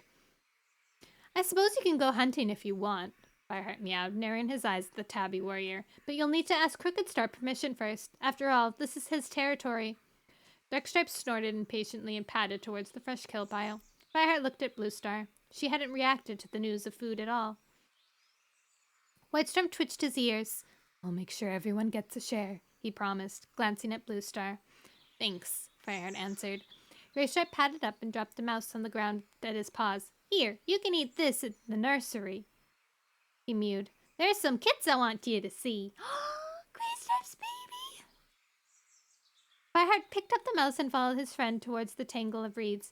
As they approached, 2 silver bundles hurled through the tiny gap in the thickly woven stems and rushed towards Graystripe. They flung themselves at him, and Graystripe rolled over happily, batting with gentle sheath paws as the kids climbed all over him. Fireheart knew at once whose kids they were. Graystripe purred loudly. How'd you know I was coming? He rumbled.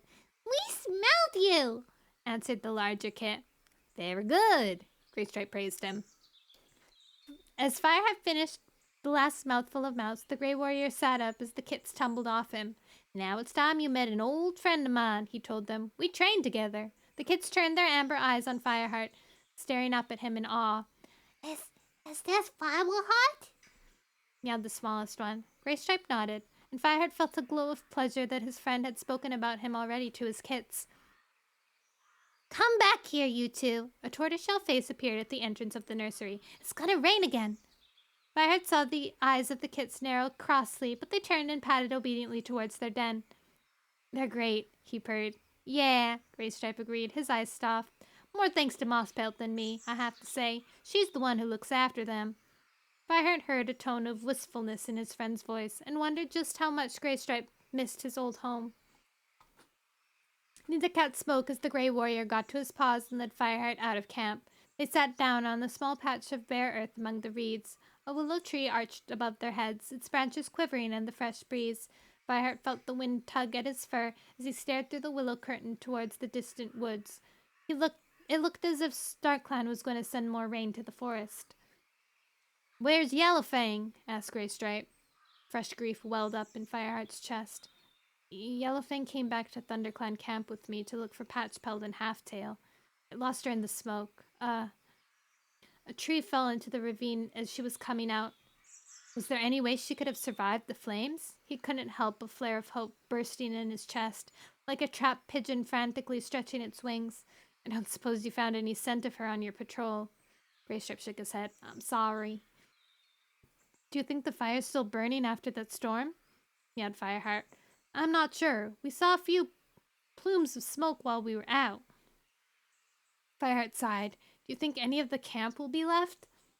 You'll find out soon enough, answered Graystripe. He lifted his head and stared through the leaves at the darkened skies. Mosspelt was right. More rain's coming. As he spoke, a large drop landed on the ground beside them. They should put out the last of the flames. Fireheart felt his head spin with grief as more drops splattered through the trees and splashed on the brittle reeds. Before long, the rain was pouring down for the second time, but it seemed that StarClan was weeping for all that had been lost. Hi, Wyvern! Graystripe's beamies! You know what, Darkstripe? You can start. Right? You know, if you want to catch your own prey, Darkstripe, you can if you want. What a good dad. Uncle Fireheart.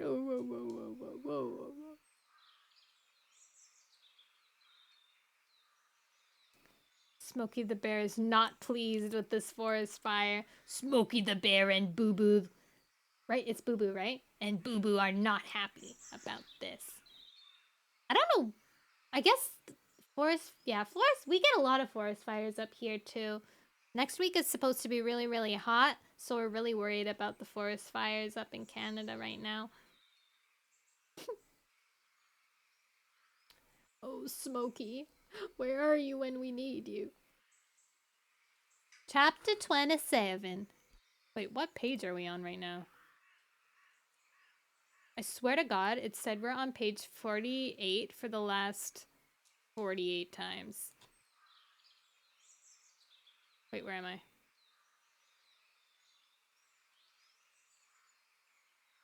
Where the heck are we? We almost died here in Cali. Oh no! Oh yeah, man. Cali must be like insane about how like dry it is. Ugh. Forest fires. No. Wait, what's the word I'm looking for? No joke. Forest fires are no joke. We don't get that many natural occurrence forest fires. Sometimes forest fires like I know in Australia there's like a certain kind of fire that happens that refreshes all the plants. Like the plants need it to come and grow back. But ours aren't like that. I don't think. We have to like chop down all the dead trees before it gets like really bad because we don't want them to like catch fire and set ablaze everything. There are birds in Australia that pick. Yeah, I heard that too. They do it so that they can hunt for the prey in the fields. It's like if WindClan decided that they were gonna set ablaze their field just to chase out all the rabbits. The forest fire gives the soil more nutrients. So they can like regrow and stuff. Nature is so amazing. It's sad, but it's amazing. Some farmers use that to their advantage. Huh. Arson clan. And then next year it'll grow back even better. Okay, chapter 27. By late afternoon, the lingering smell of smoke had been replaced by the stench of wet ash, but Fireheart relished in its bitter odor. The fire must be out by now, he meowed to Graystripe, who was sheltering beside him beneath a clump of reeds. We could go back and see if it's safe for the clan to return. And look for Yellowfang and Halftail, Graystripe murmured. Fireheart had known that his old friend would have guessed why he really wanted to return to camp. He blinked at the Grey Warrior, grateful for his understanding. I'll ask Crooked Star if I can come, Graystripe added. His words came as a shock to Fireheart. He had almost forgotten that Graystripe belonged to another clan now.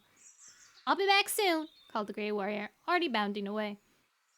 Fireheart gazed across the clearing to where Bluestar was huddled next to Whitestorm, as if the White Warrior were the only barrier between her troubled mind and the horrific fate that had befallen her clan.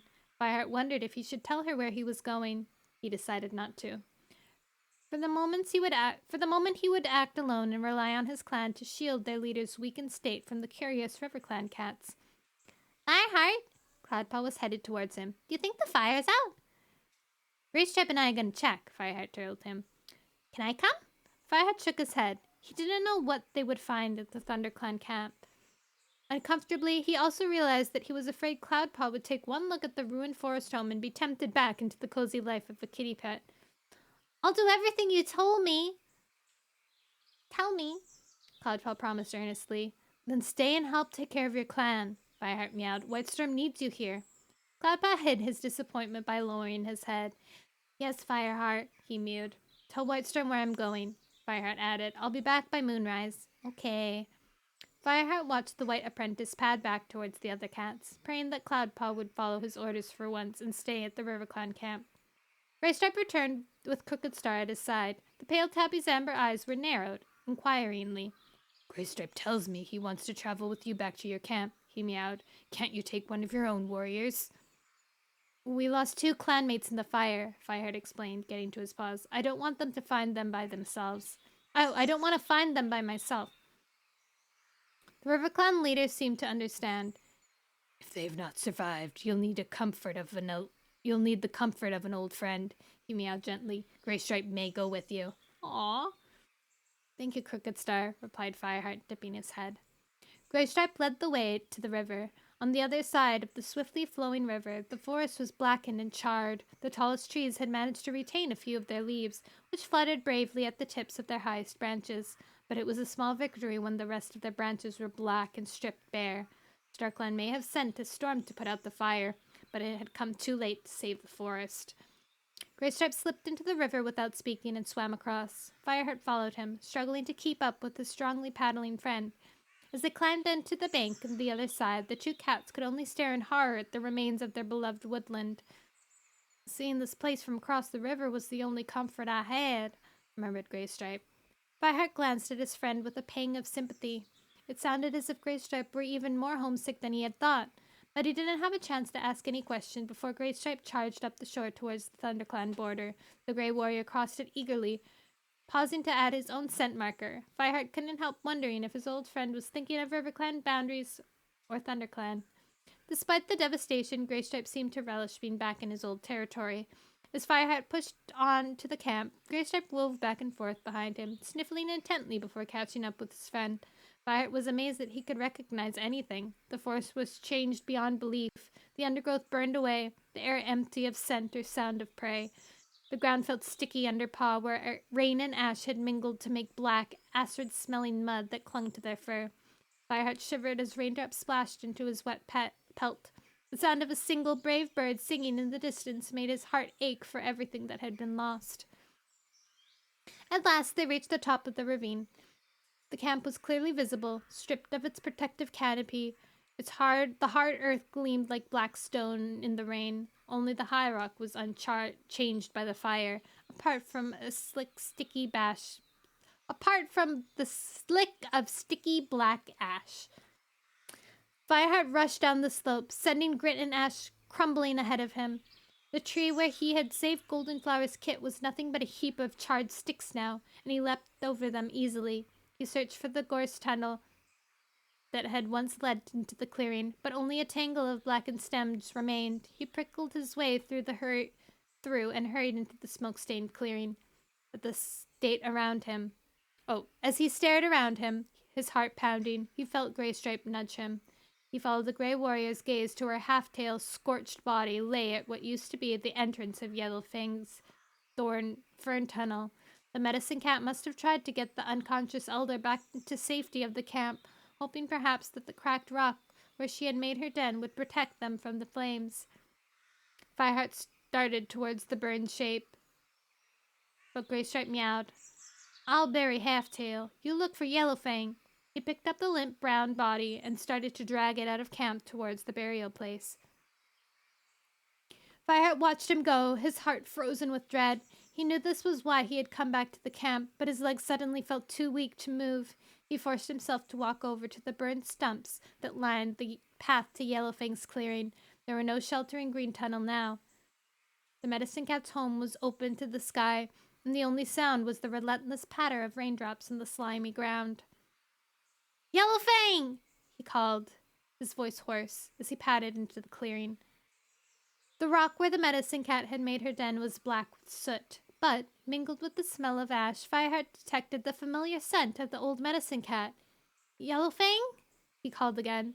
A low, rasping mew answered him from inside the rock. She was alive! Shaken with relief, Fireheart squeezed into the shadowy cave. There was barely light enough to see. Fireheart had never been in here before, and he paused for a moment, blinking as his eyes adjusted in the gloom. At the foot of one wall was a row of herbs and berries, stained by smoke but unburnt. Then he glimpsed a pair of eyes shining at him from the far end of the narrow cavern. "Yellowfang!" Fireheart rushed to the medicine cat's side. She lay with her legs crumpled beneath her, soot-covered and wheezing, too weak to move. She could barely hold his gaze, and when she spoke, her voice was breathless and feeble. "Fireheart," she croaked. "I'm glad it's you who came." "I shouldn't have left you here alone." Fireheart pressed his muzzle against her matted fur. "I'm so sorry." "Did you save Patchpelt?" Fireheart shook his head hopelessly. He had breathed in too much smoke. "Half-Tail, too," rasped Yellowfang. Fireheart saw her lids quiver and begin to close, and he meowed desperately. "But we saved Goldenflower's kit." "Which one was it?" Yellowfang murmured. "Bramblekit." He watched as Yellowfang closed her eyes briefly, and his blood ran cold. Now Yellowfang knew that he had risked her life to save Tiger Claws. Had StarClan shared something with her, something she feared enough to wish the kit had not survived? "You're a brave warrior, Fireheart." Yellowfang suddenly opened her eyes wide and stared fiercely at him. "I could not have been prouder of you if you were my own son. StarClan knows how many times I have wished that you were, instead of—" She drew in a grating breath, and Fireheart knew every word stuck thorn-sharp in her throat. "Broken Tail." Fireheart flinched as the old medicine cat revealed her terrible secret. That ShadowClan's brutal leader had been her son, given up at birth because medicine cats were not allowed to have children. Who knew what agonies Yellowfang had endured as she watched her son kill his own father and become leader, and then destroy her clan with his bloodthirsty ambitions? How could Fireheart tell her that he already knew this? That he had understood that the reason she had wanted to give Broken Tail sanctuary in her adopted clan was because she wanted one last chance to take care of her son she had given up. He leaned forward and licked her ears, hoping to soothe her, but she went on. I killed him. I poisoned him. I wanted him to die. Her rasping admission collapsed into painful coughing. Hush! Save your strength, Fireheart urged. He knew this too. He had watched, hidden, as she fed Broken Tail the poisonous berries after the treacherous cats helped Tiger Claw rogues attack ThunderClan. He had witnessed the cruel warrior die at his mother's paws, and he had heard Yellowfang give away her real relationship to the heartless Tom. Let me fetch you some water, he offered, but Yellowfang shook her head slowly. Water's no use for me now, she croaked. I want to tell you everything before I... You're not gonna die, Fireheart gasped, feeling a shard of ice pierce his heart. Tell me what I can do to help you. Don't waste your time, Yellowfang coughed angrily. I'm gonna die whatever you do, but I'm not afraid. Just listen to me. Fireheart wanted to beg her to be silent, to save her breath so she could live a few moments longer, but he respected her enough to obey her even now. I wish you had been my son, but I could not have been born a cat like you. I could not have born a cat like you. StarClan gave me Broken Tail to teach me a lesson. What did you need to learn? Fireheart protested. You are as wise as Blue Star herself. I killed my own son. He deserved it, but I was his mother, whispered Yellowfang. StarClan may judge me how they will. I am ready. Unable to answer, Fireheart dipped his head and began frantically licking her fur, as if his love for this old she-cat was enough to hold her in the forest for a while longer. Fireheart, Yellowfang murmured. Fireheart paused. Yeah? Thank you for bringing me to ThunderClan. Tell Blue Star I have been grateful for the home she gave me. This is a good place to die. I only regret that I will miss watching you become what StarClan has destined you to be. The old medicine cat's voice trailed away, and her flanks heaved with effort of sucking air into her smoke-scorned lungs. Yellowfang, Fireheart pleaded, don't die! Her painful breathing clawed at his heart, and he realized there was nothing he could do. Don't be afraid of StarClan. They will understand about Broken Tail, he promised wretchedly. You will be honored by warrior ancestors for your loyalty to your clanmates and for your endless courage. So many cats owe their lives to you. Cinderpelt would have died after her accident if you had not tended to her. And there was the green cough. You fought day and night. Fireheart could not stop the words from tumbling out, even though he knew the old medicine cat's breathing had faded into everlasting silence. Yellowfang was dead.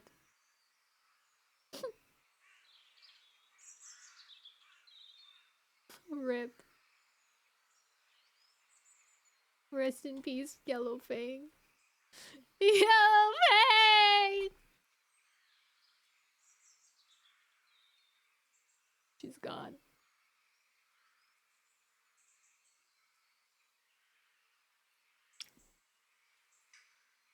Chapter 28. I'm boycotting the errands. Thank you for the head pat. We're 20 pages away. Chapter 28. With a tender lick, Fireheart closed the medicine cat's eyes for the last time. Then he lowered his head onto her shoulder and felt the warmth fade from her body. He didn't know how long he lay there, listening to his heart beating alone in the shadowy cavern. He thought for a moment he caught the familiar scent of spotted leaf drifting into the den on the rain-chilled breeze. Had she come to guide Yellowfang to StarClan? Fireheart let the soothing thought flow through him and felt sleep swell like clouds at the edges of his mind. She will be safe with us. Spotted Leaf's gentle mew ruffled his ear fur, and Fireheart lifted his head and looked around. Fireheart, Greystripe called at the entrance. Fireheart struggled to sit up. I've buried Halftail. The Grey Warrior meowed. Yellowfang's dead, Fireheart whispered. His hollow mew echoed off the stone walls. She was alive when I found her, but she died. Did you say anything? Fireheart closed his eyes. He would never share Yellowfang's tragic secret with any cat, not even his oldest friend. Just that She was thankful that Blue Star let her live in ThunderClan. Graystripe padded into the cave and bent his head to lick the old medicine cat's cheek. When I left, I never thought I would speak to her again, he murmured, his voice thick with sorrow. Shall we bury her? No. Fireheart meowed firmly, his mind suddenly clear. Spotted Leaf's words echoed in his mind. She'll be safe with us. She was a warrior as well as a medicine cat. She will have her vigil, and we can bury her at dawn. But we must get back to RiverClan Cap and tell the others what has happened, Graystripe reminded him. Then I'll come back tonight and sit vigil with her, Fireheart replied. The two friends trekked back through the devastated forest in silence. The gray afternoon light was fading by the time they padded into RiverClan Camp. Groups of cats lay on the edge of the clearing, sharing tongues after their evening meal. The ThunderClan cats crouched in an isolated huddle at one side. As soon as Fireheart and Graystripe appeared, Cinderpelt struggled to her paws and limped towards them. Bluestar rose too from where she lay beside Whitestorm. She brushed past Cinderpelt and reached the returning warriors first, her eyes filled with desperate hope. Did you find Yellowfang and Halftail? Fireheart saw Cinderpelt hanging back, her ears prickled, as desperate for news as her clan leader. They're both dead, he told them. Fresh pain filled his heart when he saw Cinderpelt sway on her paws. The little cat backed away unsteadily, her eyes clouded. Fireheart wanted to go to her, but Bluestar stood in the way. The ThunderClan leader's blue eyes showed no pain. Instead, they grew hard and cold, and a shiver ran down Fireheart's spine. Spotted Leaf told me that fire would save the clan, she hissed, but it has destroyed us. No, Fireheart began, but he could not find the words to comfort his leader. His gaze followed Cinderpelt as she stumbled back to the others. To Fireheart's relief, Sandstorm hurried towards to meet her, pressing her flank against Cinderpelt to support the medicine cat's thin gray body. He looked back at Bluestar, his heart sinking in her stony expression. ThunderClan will return home tonight, she decided, in a voice like ice. But the woods are empty. The camp is ruined, protested Graystripe. Doesn't matter. We are strangers here. We should be back in our own territory, spat Bluestar. Then I'll escort you, Graystripe offered. Fireheart glanced at his friend and suddenly understood the longing in his eyes. Graystripe wanted to go home. The realization flooded Fireheart's mind like a shooting star illuminating the night sky. Fireheart looked expectantly at Bluestar. Surely she could see Graystripe's desire to return to ThunderClan. Why would we need an escort? Demanded Bluestar, her eyes narrowing. Well, perhaps I could help you rebuild the camp, Graystripe suggested uncertainly. Maybe stay for a while. He faltered as Bluestar's eyes flashed angrily. Are you trying to say that you want to come back to ThunderClan? She spat. Well, you can't! Fireheart stared at her in stunned silence. You chose to be loyal to your kits rather than your clan, the leader snarled. Now you must live with your decision. Graystripe flinched. Fireheart gazed at the old leader in disbelief as she turned and called to her clan. Get ready to leave. We are returning home. The ThunderClan cats leapt at their paws at once, but Fireheart felt nothing but disappointment and anger as he watched Bluestar gather her clan around her. The leader's gaze was fixed on a point beyond the cats at the edge of the clearing. Mistyfoot and Stonefish stood there, watching the ThunderClan cats. Fireheart saw sorrow pass through Bluestar's eyes as she stared at her grown kits. Bluestar knew better than any cat what it was like to be torn between clan and kin. She had once chosen to be loyal to her clan rather than her kits, and it had caused her more pain than she would have wished on an enemy.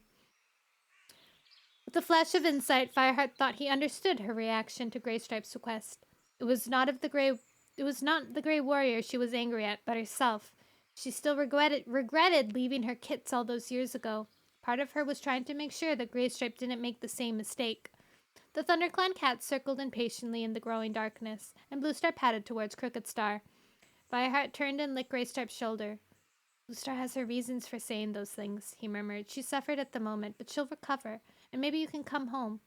Graystripe lifted his eyes and stared hopefully at Fireheart. You think so?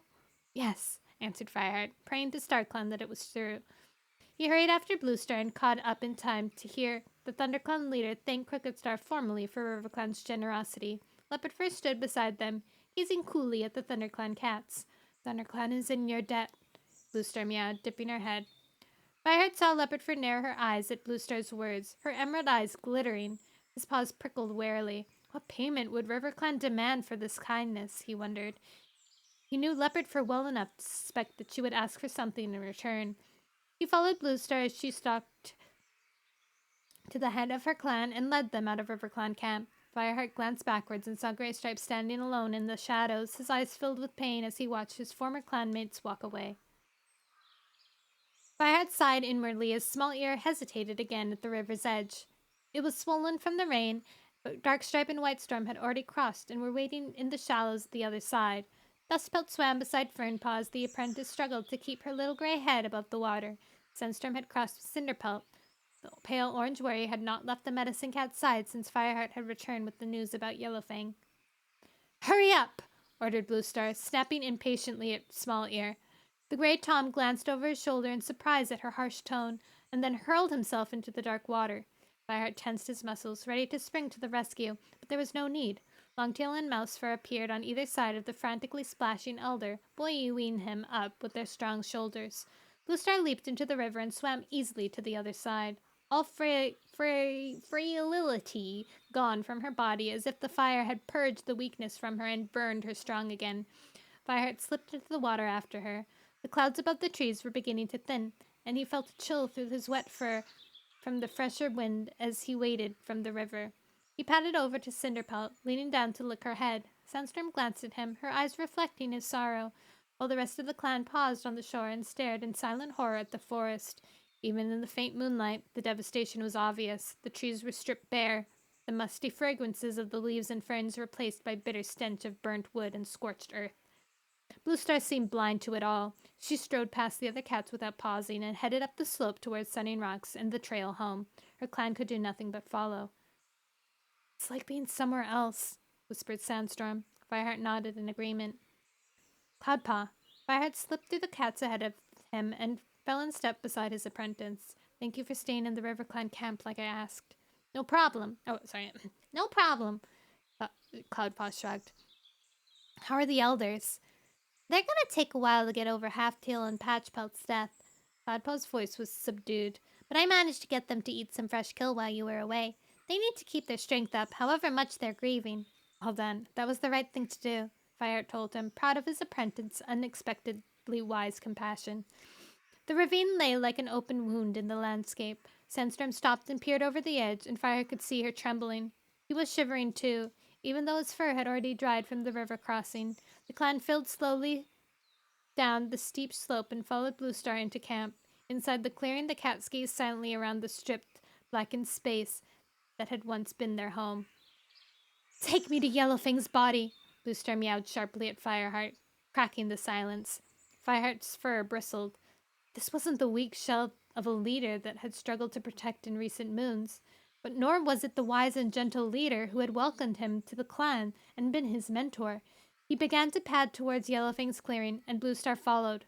Fireheart glanced over his shoulder and saw Cinderpelt limping behind the ThunderClan leader. "She's in her den," he meowed, standing at the entrance. Bluestar slipped into the shadows inside the rock. Cinderpelt sat down and waited. "Aren't you going in?" Fireheart asked him. "I'll grieve later," Cinderpelt told him. "I think Bluestar needs us now." Surprised at the composure in Cinderpelt's voice, Fireheart looked into her eyes. They were unnaturally bright with sadness, but seemed calm as she blinked gently at him. He returned the gesture, grateful for her strength of spirit in the middle of such endless tragedy. A chilling wail echoed from Yellowfang's den. Bluestar staggered out, twisting her head wildly and glaring around the blackened trees. "How could StarClan do this? Have they no pity?" she spat. "I will never go to the Moonstone again. From now on, my dreams are my own. StarClan has declared war on my clan, and I shall never forgive them." Fireheart stared at his leader, frozen with horror. He noticed Cinderpelt creep quietly into Yellowfang's den and wondered if she'd gone to grieve for her old friend, but she reappeared a moment later holding something in her jaws, which she dropped beside Bluestar. "Eat these, Bluestar," she urged. "They will ease your pain." "Is she injured?" asked Fireheart. Cinderpelt turned to look at him and lowered her voice. "In a way. But her injuries cannot be seen." She blinked. "These poppy seeds will calm her and give her mind time to heal." She turned back to Bluestar and whispered again, "Eat them, please." Bluestar bent her head and obediently licked up the small black seeds. "Come." Cinderpelt meowed gently and led the ThunderClan leader away. Fireheart felt his paws tremble as he watched Cinderpelt quiet skill. Yellowfang would be so proud of her apprentice.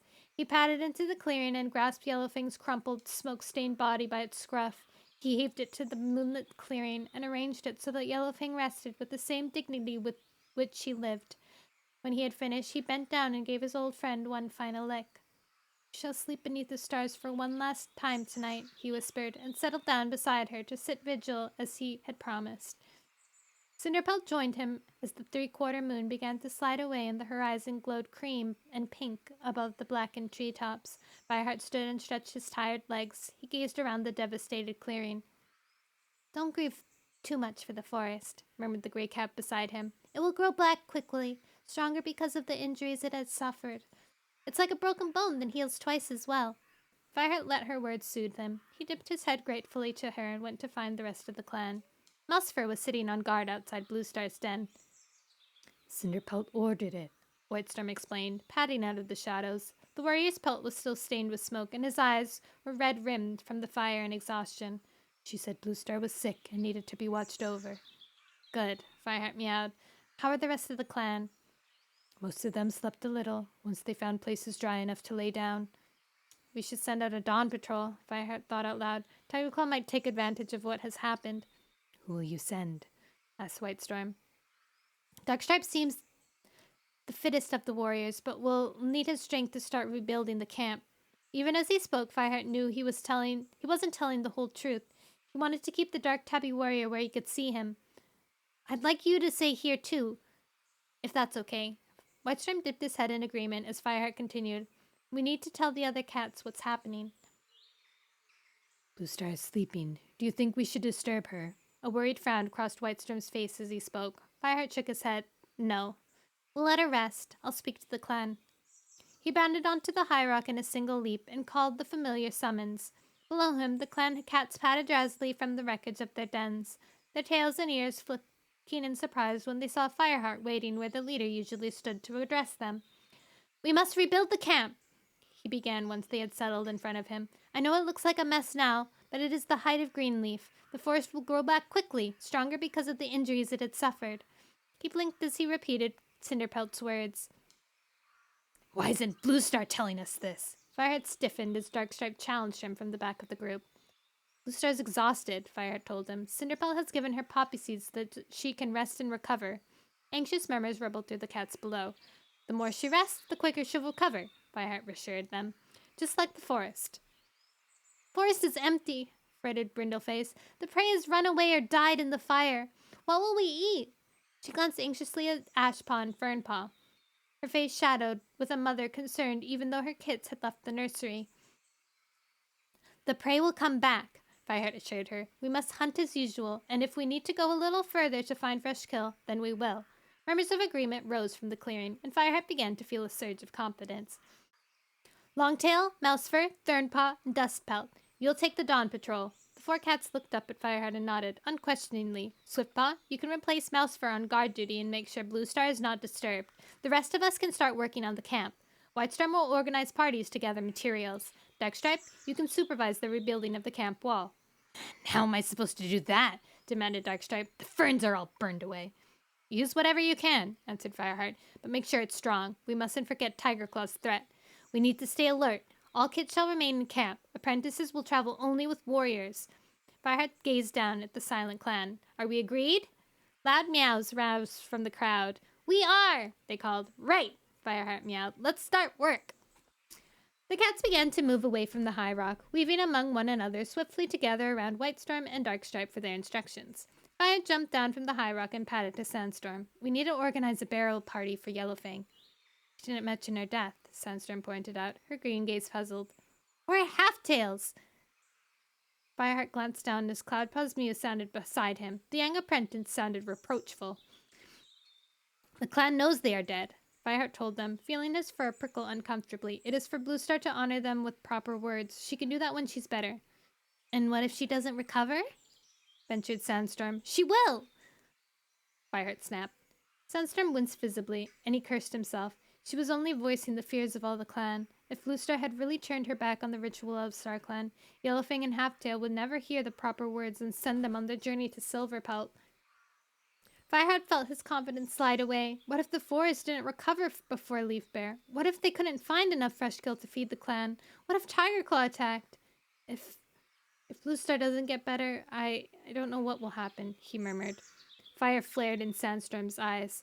Blue Star made you her deputy. She'd expect you to know what to do.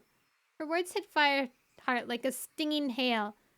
Put your claws away, Sandstorm, he spat. Can't you see I'm doing the best I can?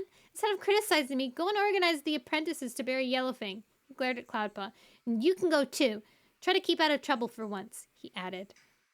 He turned away from the pair and startled-looking cats and marched across the clearing. He knew he had been unfair, but they had asked a question he wasn't ready to answer.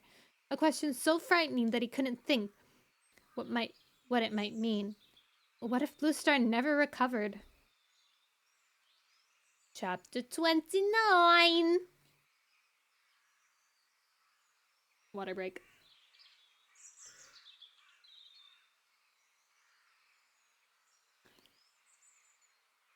Chapter 29.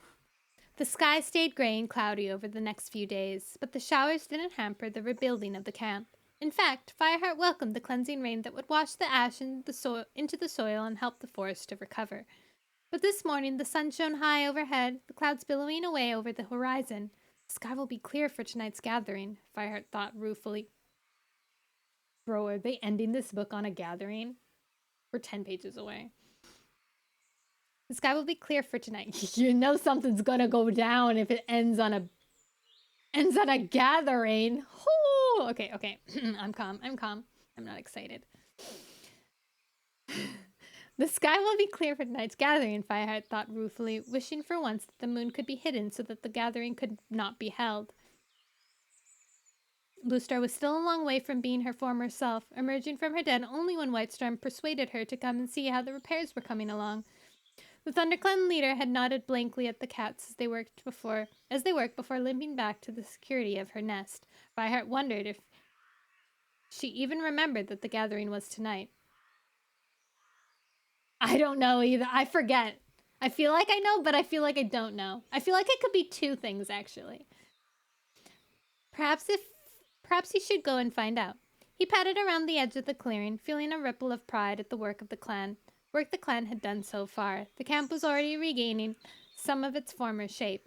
The trunk of the Elder's oak was blackened, but still in one piece, although its maze of branches had burned away to nothing. The bramble nursery, which had been stripped of its protective leaves down to a tangle of stems, had been carefully patched with leafy twigs fetched from less damaged parts of the forest, and the camp wall had been shored up with the strongest branches the cats could find, although there was little they could do to replace the thick barrier of ferns that used to surround the camp. For that, they would have to wait for the forest to grow again. Fireheart heard a scratching behind the nursery. Through the patchy walls, he saw a familiar pelt of white fur. Cloudpaw! He called. Bye, Norris! Bye, Hans Norris. The apprentice emerged from behind the bramble bush, his jaws crammed with twigs that he had been weaving through the nursery walls. Fireheart blinked in welcome. He hadn't been the only cat to notice how hard Cloudpaw had been working these past few days to fix the camp. There had been no more questions about the white apprentice's commitment to the clan. Fireheart wondered if he had taken something as severe as a fire for Cloudpaw to discover the true meaning of loyalty. The young cat stood in front of him now without speaking, his fur flattened and blotchy with soot and mud, his eyes strained and exhausted. Go and rest, Fireheart ordered gently. You've earned it. Cloudpaw dropped the bundle of twigs. Let me finish these first. You can finish them later. But I've only got a few more left to do, Cloudpaw argued. You look dead on your paws, Fireheart insisted. Go on. Yes, Fireheart.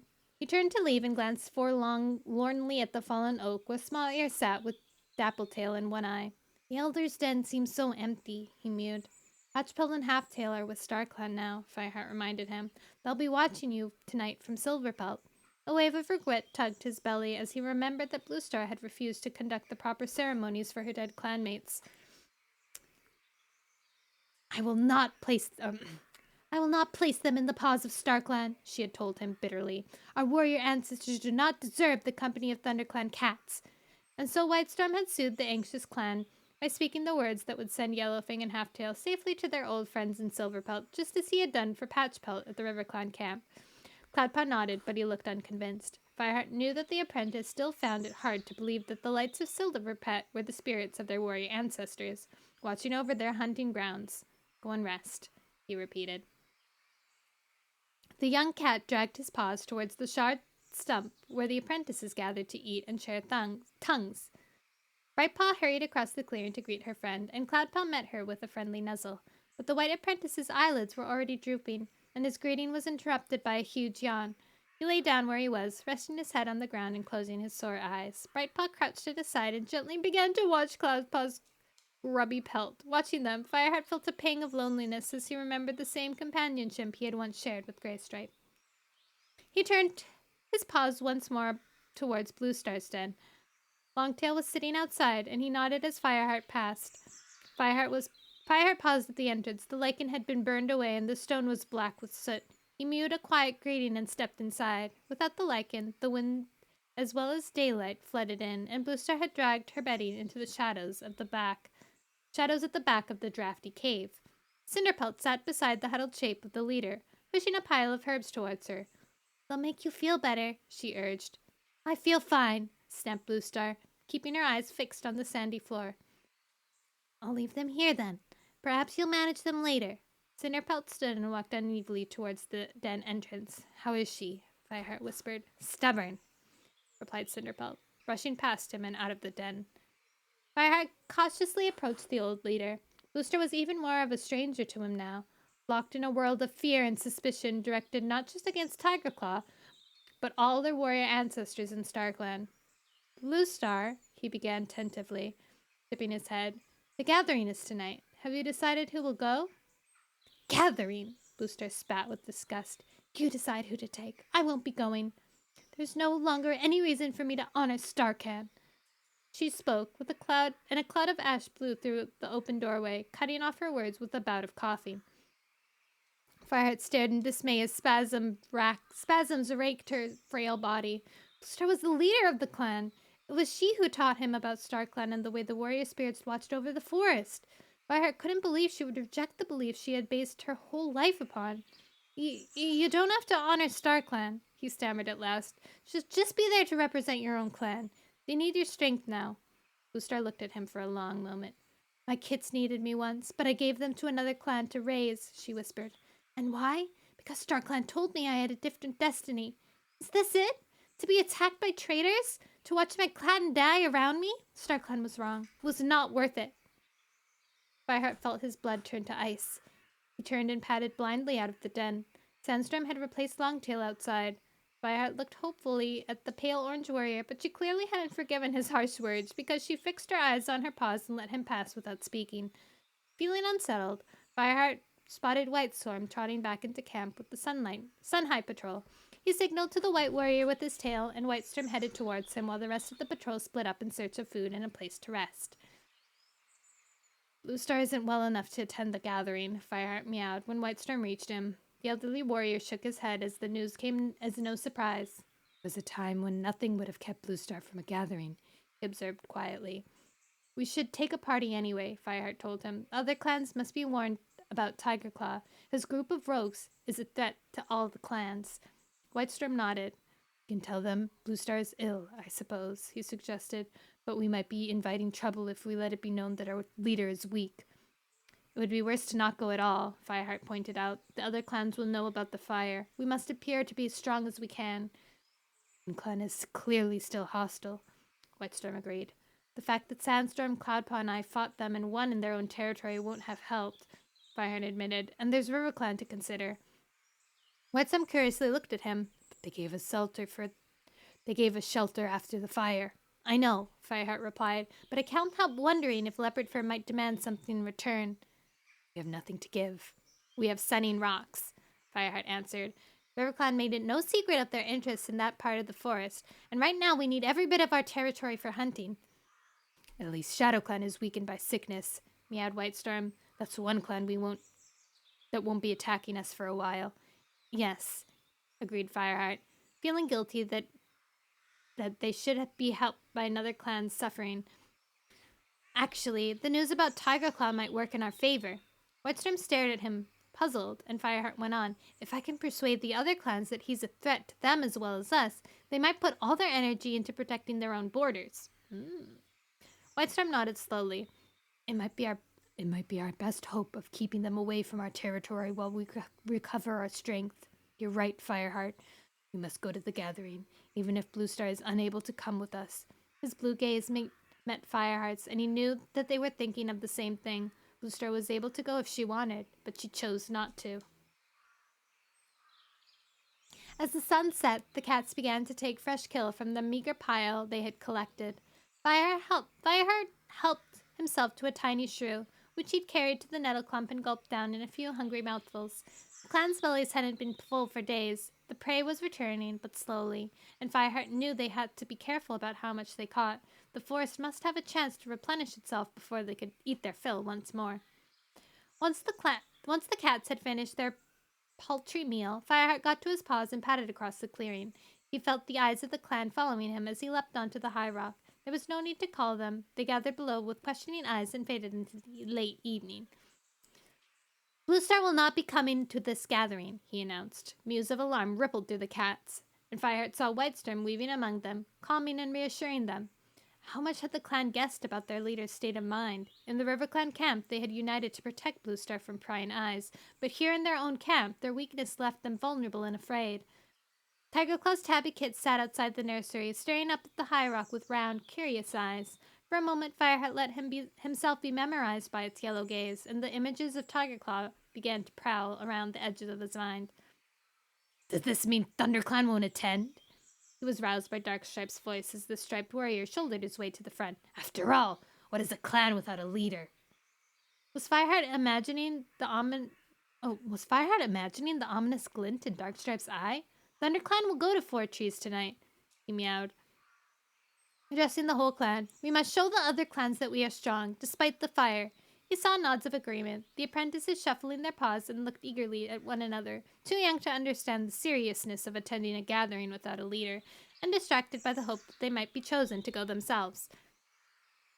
We mustn't betray any weakness, for Bluestar's sake and for the sake of the whole clan. Fireheart went on. Remember, we are ThunderClan.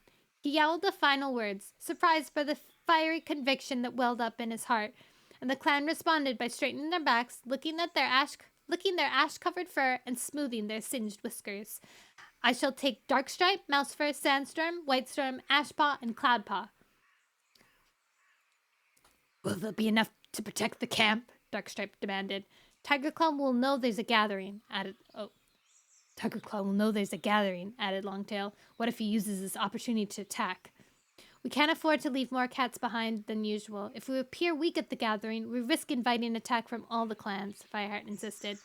He's right, agreed Mousefur. We can't let the others see our weakness. River Clan already knows the fire destroyed our camp, added Willowpelt. We must show them we are strong as ever. Then we're agreed, asked Fireheart. Longtail, Dustpelt, Frostfur, Brindleface, and Brackenfur will guard the camp. Elders, queens, you will be safe with them, and we shall return as soon as we can. He listened to the murmurs and searched the eyes looking up at him. A wave of relief. He saw heads begin to nod. Good, he meowed, and leaped down from the rock. The warriors and apprentices he had chosen to come with him were already circling at the camp entrance, impatiently flicking their tails. A familiar, long-furred white pelt was among them. This would be Cloudpaw's first gathering. Fireheart had been looking forward to this moment since the kit had first come to the clan. He still remembered his own first gathering, racing down the slope to Four Trees, surrounded by mighty warriors. He couldn't help feeling a stab of disappointment as he looked at the smoke-stained and hungry cats Cloudpaw would have to follow. Yet, Fireheart could feel their excitement and pent-up energy as strong as ever. Sandstorm was kneading the ground with her forepaws, and Mousefur's eyes shone brightly in the growing darkness as Fireheart hurried across to them. Longtail, he meowed, pausing briefly beside the brown warrior. You will be senior warrior here. Guard the clan well. Longtail dipped his head to Fireheart. They'll be safe, I promise. Fireheart's glow of satisfaction of Longtail's respectful gesture was soured by the mocking glance of Darkstripe threw him from the camp entrance. It was as if the warrior could see through his outer confidence to the uncertainty that lay beneath. Fireheart caught Sandstorm's eyes as he passed her. She was staring at him intently. Bluestar made you deputy. She'd expect you to know what to do. Her challenging words, which had stung like an adder's bite before, suddenly strengthened him, and he flashed Darkstripe a look of defiance as he led the way out of camp. The cats charged silently through the forest, and the burned trees reaching into the darkened sky like twisted claws. Fireheart felt his paws sink into the ash, damp and sticky, but there was a hopeful scent in the air of fresh green soot sprouting from the cinders. He glanced backwards. Cloudpaw was keeping up well, and Sandstorm was pushing ahead, drawing closer until she ran at his side, matching at his pace. You spoke well on the high rock, she meowed, panting. Thanks, answered Fireheart. He pulled away as they scrambled up a steep mound, but Sandstorm caught up as they reached the top. I'm sorry about what I said about Bluestar, she meowed quietly. I was just worried. The camp is looking great, considering I'm the deputy? Fireheart suggested sourly. Considering it was so badly damaged. Sandstorm finished. Fireheart's ears twitched. Bluestar must be proud of you, she went on, and Fireheart winced. He doubted if Bluestar had even noticed, but he was grateful for Sandstorm's words. Thanks, he meowed again. He turned his head as they ran down the other side of the mound and looked into the warrior's soft emerald eyes. Missed you, Sandstorm, he began. He was interrupted by the sound of powerful paws drumming behind them. The voice of Darkstripe growled. So what are you going to tell the other clans then? Bro, he just interrupted their cute moment. Before Fireheart could answer, a fallen tree loomed ahead. He sprung into the air, but a branch caught his paw and he landed clumsily, stumbling. The other cats raced past him, but they slowed instinctively as Fireheart fell behind. You okay? Darkstripe asked as Fireheart caught up to him. The striped warrior's eyes glinted in the moonlight. Yes, fine, Fireheart answered curtly, trying not to betray the pain in his paw. It was still throbbing when the cats reached the top of the slope that led down to the 4 trees. Fireheart halted to catch his breath and gather his thoughts before they joined the other clans. The valley below had been untouched by the fire, and the 4 oaks towered unscathed into the starry sky. Fireheart glanced at the cats and waited beside him. Their tails twitching and ears pricked expectantly. They obviously trusted him to take Bluestar's place at the gathering, and convinced the other clans that ThunderClan had not been weakened by their recent tragedy. He had to prove himself worthy of that trust. He flicked his tail, signaling them as he had seen Bluestar signal so many times before, and plunged down towards the great rock. Oh my god. The music ended just as the end of the chapter ended. I think we're on the last chapter now, guys. Chapter 30! Woo! The air in the clearing was heavy with the scent of WindClan and RiverClan. Fireheart felt a tremor of anxiety. In just a few moments, he was going to have to stand on the great rock and address these cats. There was no sign of ShadowClan. Had the sickness taken such a firm hold that they couldn't make it to the gathering? A pang of pity for Whitethroat reminded Fireheart of Tigerclaw, and of the terror in the young warrior's eyes as the massive cat loomed at the edge of the Thunderpath. Suddenly, his paws itched to mount the great rock and warn the other clans about the dark warrior's presence in the forest. Fireheart! One Whisker bounded up to Fireheart's side. He felt a flicker of surprise at One Whisker's friendly purr. The last time he had seen a WindClan cat had been Mudclaw screeching angrily away into the heather, but One Whisker clearly hadn't forgotten how Fireheart had brought his clan back from exile. The 2 warriors had grown close on that journey, and both cats still valued the bond that they had forged. Hi, One Whisker, Fireheart greeted the brown tabby. You better not let Mudclaw see you talking to me, truce or no truce. We didn't part on very good terms last time we met. Mudclaw takes pride in defending his territory, replied One Whisker, shifting uncomfortably from paw to paw. He'd obviously heard about the 2 attacks on ThunderClan cats in WindClan territory. Maybe, Fireheart admitted, but that's no excuse for turning Bluestar away from the high rocks. He found himself wishing Bluestar had been able to share with StarClan at the Moonstones that day.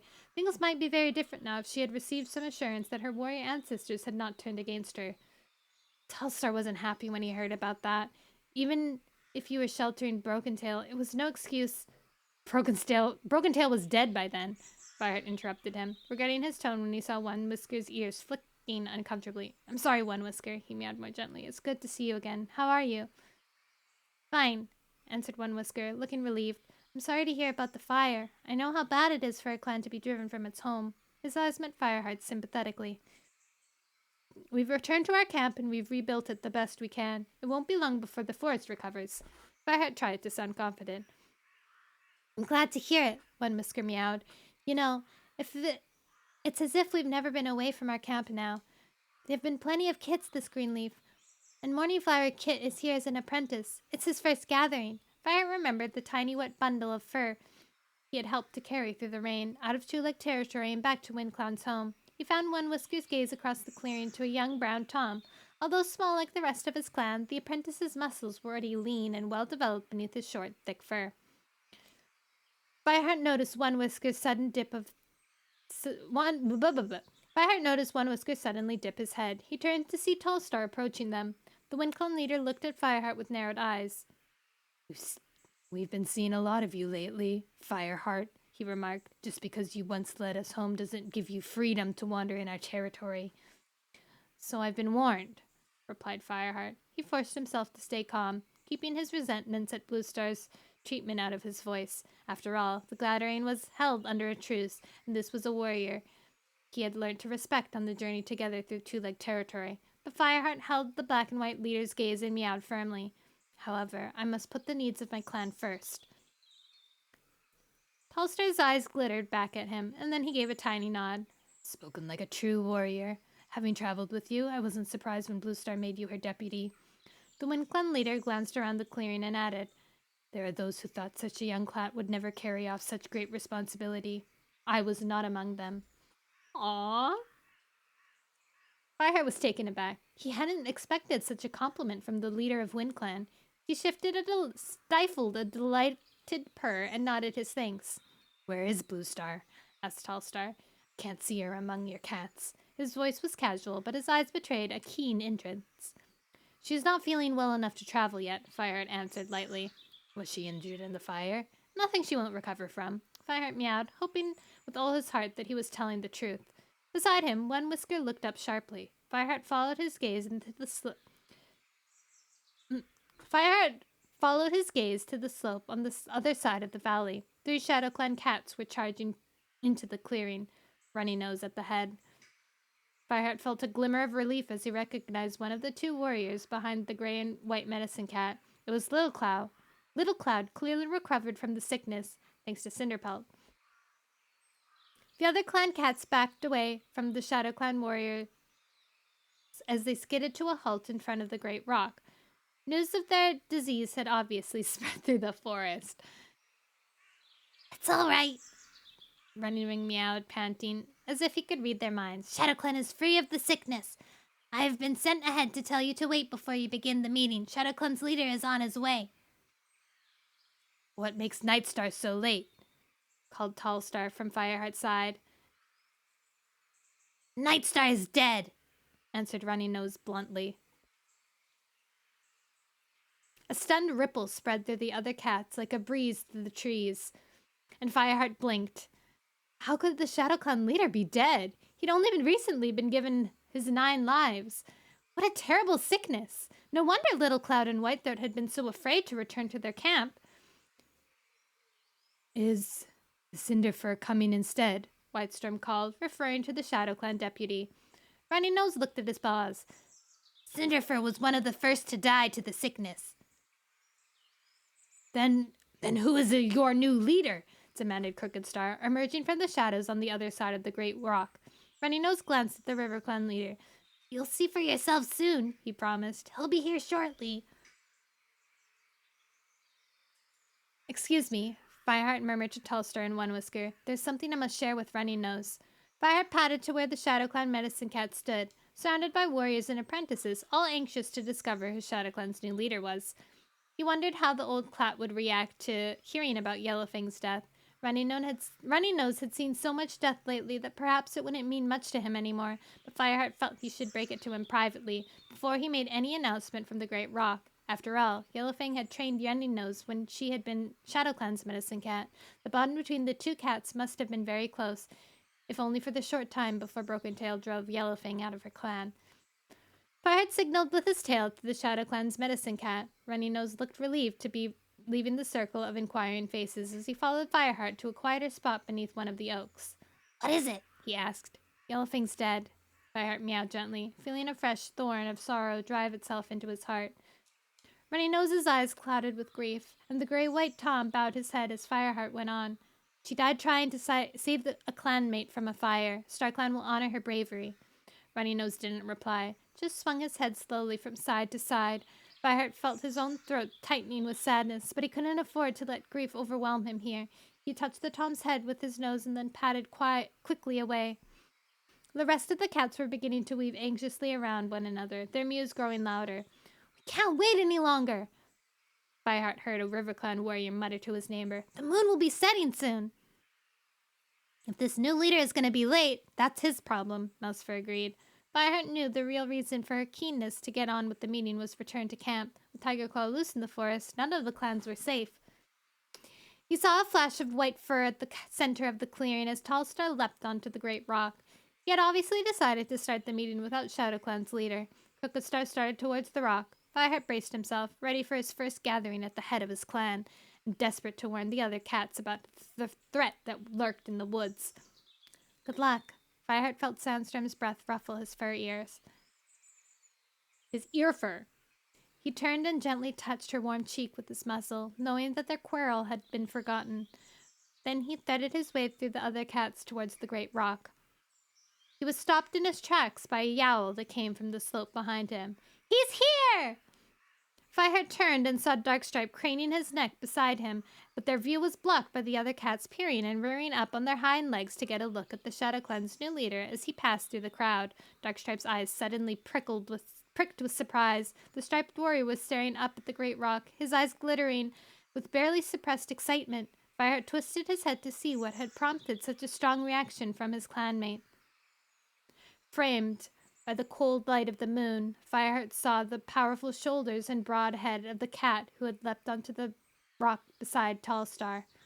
The other leaders seemed punny and frail beside this massive figure, and with a cold shiver of dread, Fireheart realized that the new leader of ShadowClan was Tigerclaw. The end. It was what we thought it was! And we finished the book. Huh? I know, right?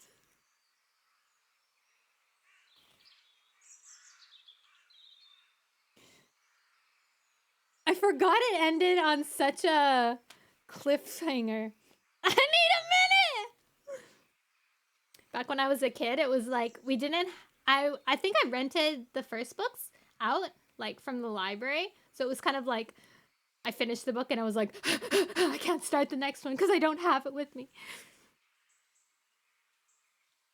It was only until later I learned the like, strategies of renting out more than one book at the same time. Guys!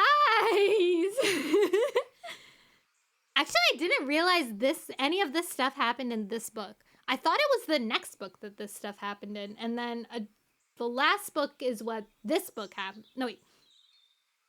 The stuff that happened in this book was what would happen in the next book, and the stuff that will happen in the next book is what happens in this book, is what I thought it was gonna go, but I missed from... Snickle Fritz! I don't blame Blue Star. Snickle Fritz just murdered you, cat. I'm sorry. So the next book... Hey, Cats. Book 5. A Dangerous Path.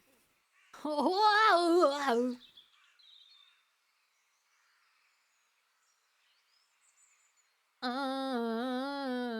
Doo-da. How many pages is this one? Oh, this is a shorter book than the other one. I'm not ready for this book either. I'm not ready for this book either. But at the same time, I'm completely ready. I'm so ready, but also not. Oh, I'm so happy we finished it! Guys, we've done 4 books now. We have 2 more books and we're done the first series. That's pretty impressive of us. How many weeks have we been doing this? It takes at least 4 weeks to do 1 book, right? So like a month each book. And then 1 book was only 3 weeks because I decided I was gonna rush it. Warriors does not know the word mercy. No, it doesn't. What do we... So, it's been at least 4 months. It's been at least 4 months that we've been reading Warrior Cats. Wow. Look at us. I'm so proud. I'm so proud of us. Best 4 months! I always look forward to this day. Woohoo! Okay, guys. We have finished. And now I have to order my dinner. I'm thinking about sushi, but if anyone has any other recommendations, they should tell me. Also, I'm gonna read the what is it? The biops? The preview of Dangerous Path Warrior Cats. Back of the book.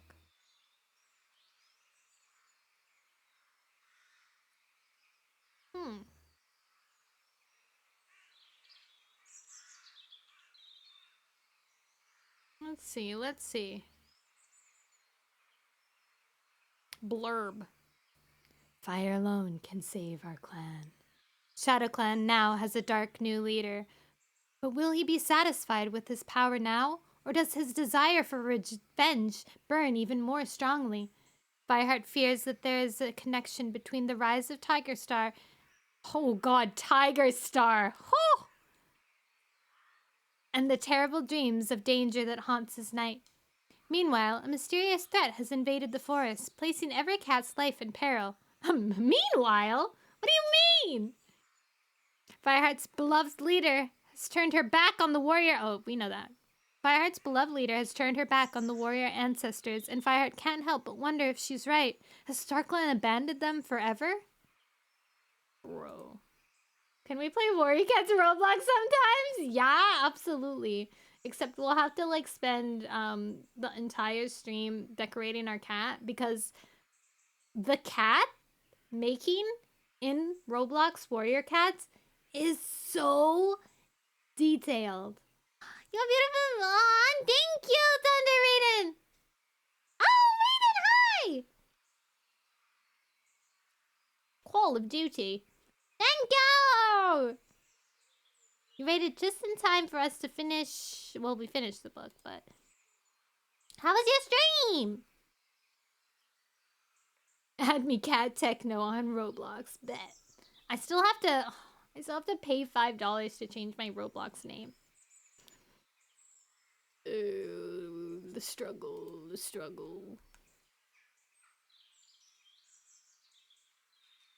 Oh... You follow me on Twitch? I'm not sure. I'm not sure.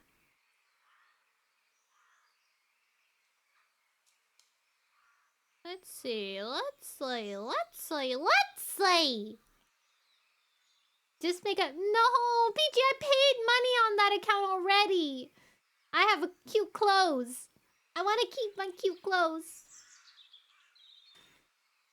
Unless you have stuff which you understand. Yeah, right. I pay good money to look really cute. I look so cute. Okay, guys, what should I have for dinner? Sushi-wise, of course. Do I want sushi? I think I do want sushi. Because I don't know what else I would want. A spicy roll. Salmon! I love salmon. I'm a beautiful stinky fish! That's true. You speak the truth. Uber One free for up to 12 months with the TD card. No. Oh yeah. 7-Eleven was 5 stars.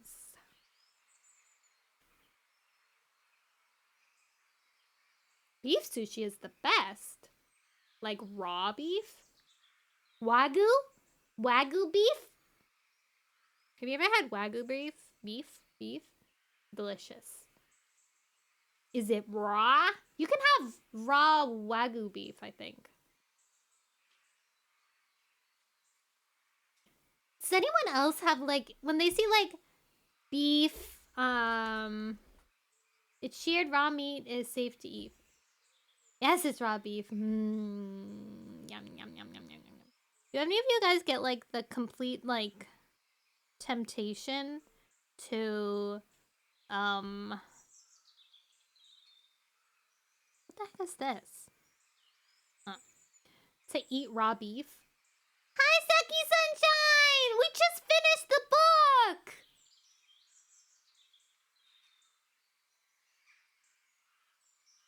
That's one of my things I always get craving for. Yes! Like when you go to the grocery store and you see all the like raw meat and you want to... Chicken doesn't look appetizing, which makes sense because you can't eat raw chicken. Not normally. How'd you like it? I love it! As usual, I love warrior cats. I have a bad habit and I've gotten scolded. What? By eating raw meat?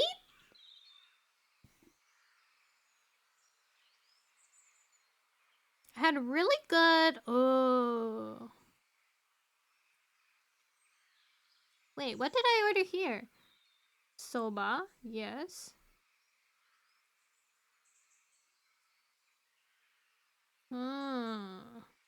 Oh, I know why. I'd never eat chicken or pork raw, true. Am I grandma? Yeah. Drink. Okay. Oh, wait, no. That's your snack check-in. What kind of drink? I thought you were telling me to drink. It's me fault. Even if it's like lightly cooked but still raw. But it tastes good, right?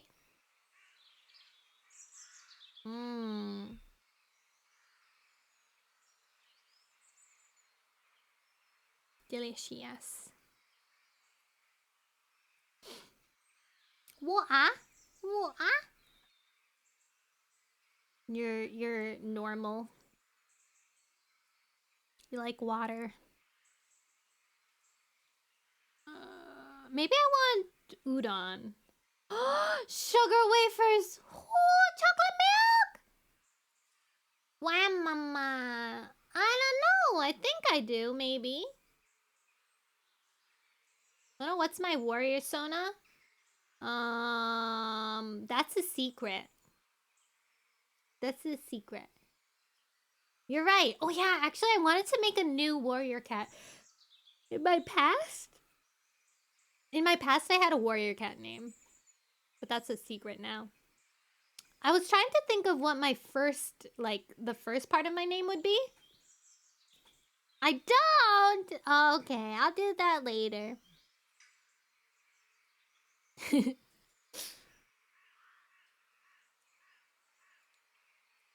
Teska. I think it has to be something like Pinky. Oh, it was kind of on the verge of spam. It was spam. How's my day been? Good! We finished the book. I get to eat some sushi. It wasn't too hot today. My allergies were kind of bad, but that's alright. How are you? How's your day been? Let's see. No, I don't want to view the receipt. I want to... Oh my god, I spent that much money. Ugh. Okay, how much money do I have to spend? That's a good question.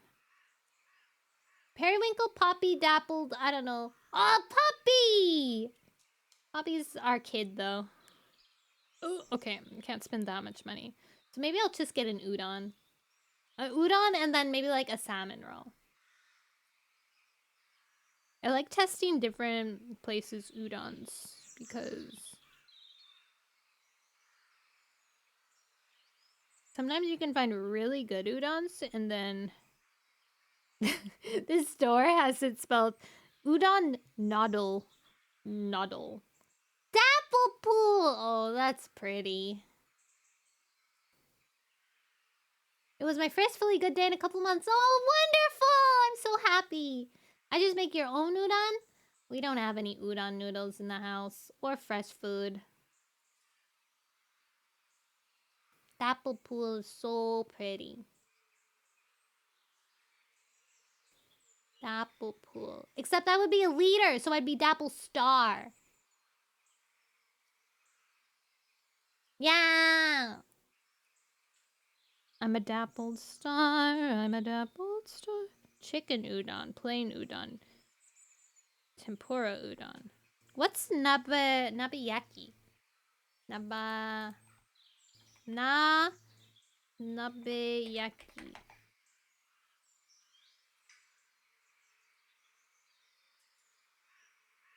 Is a Japanese winter staple with shrimp tempura, fish cake, fried tofu, mushrooms, and noodles. Oh, yummy!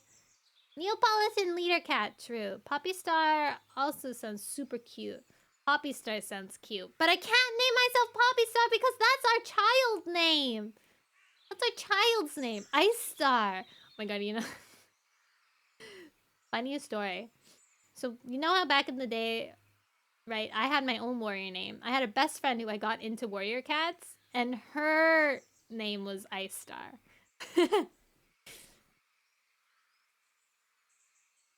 Yeah. Poppy something is our warrior, our Volcano daughter's warrior name. I guess I'll get this one then. I'll get... Oh my god, it's so much more expensive. It's okay. It's okay. I'm only getting... egg well done. Oh. No egg. Well, why would I... The price doesn't go down if I don't get egg. Topping 2. Noodle 3. I can get extra udon noodles. Honey Star! Cute! Wait, that's my cat's name, though. Poppy Fire. That's... Oh, yeah, Poppy Fire would be a really good warrior cat name for our volcano daughter. Night-night, Saki Sunshine! I'm glad you have a good day today. And thank you.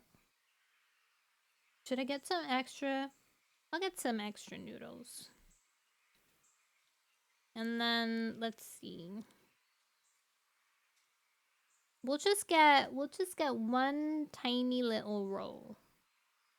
Grilled salted fish. Oh my gosh, this place that I found is so cool because you can, like, normally it's really hard to find like grilled like fish like with everything still. Like you could get it with like the head and stuff, you know, that you see. But here you can. I want Nekitoro. No. I want a Mac Kappa. Kappa! These are so expensive. Aren't they usually like $1, $2? Don't they know I'm broke? Don't they know I'm broke? No!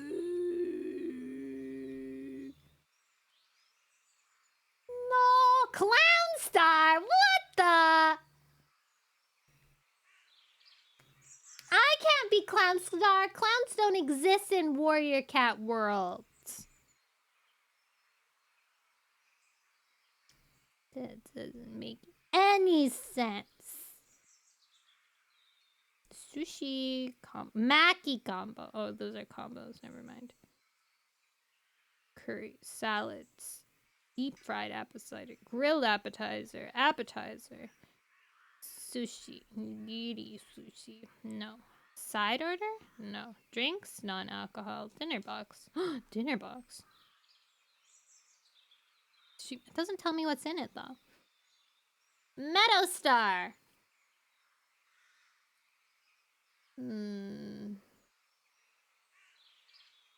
What's something that's like pink?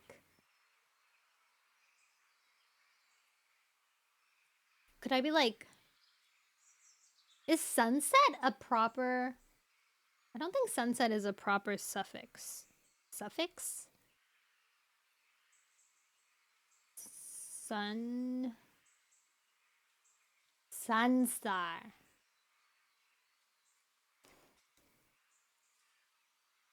Sunstar is very cute. I like that. What the heck? What's a negitoro? Negitoro. Oh.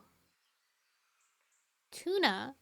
The fatty parts of the fish. Oh, I love fatty parts! Skyrim!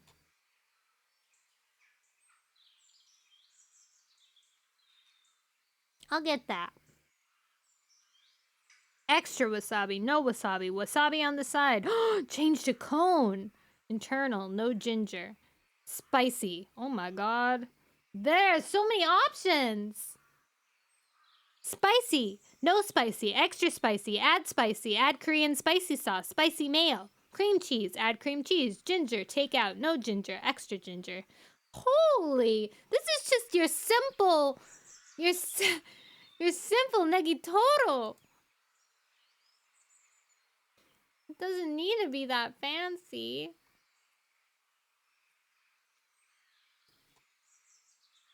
Ulchis. Wasabi. I don't need wasabi. Cut 8 pieces. If I wanted a cone, no, I want 8 pieces. Internal, no ginger. Is there normally ginger in these? I don't think so. It just looks like it's ginger take out. No ginger. No ginger. I don't think...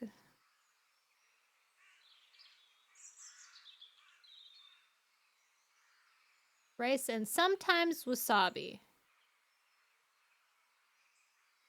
Yeah, it's always a palate cleanser. I don't think it's... So I'll just say... I don't know why it says internal no ginger, so... No need it spicy. I don't want a cream cheese. I don't want to pay extra for any of these things. Add to cart. Okay, we're done. We're done. Oh, Ebby. No! No! No! None of that. We're just gonna... Yes. Yes. Okay, we're done. We're done. We did it. We did it, guys. Okay, let's raid someone. Let's raid someone. Raid. Ooh, Ari's streaming. Oh, Yugi's streaming. Let's just raid Yugi. Yugi raided us recently. Woohoo! Okay. I guess that's all. Time to re-update my warrior cat on Roam. Set aside like 2 hours. It takes a long time. Thank you! Next week we'll start a dangerous path, warrior cats. And on Friday, I think we'll continue Volcano Princess because I really, really, really, really want to keep playing that game. It was really nice and calming and exciting. I like to raise a child with you guys. Quite fun. Are you enjoying Uber Eats? No, I don't want to give you a rating.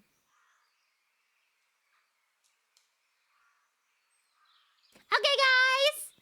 Bye now! Bye now! Make sure you get up and have a stretch after this. Drink something. Maybe have a Baja Blast of your own.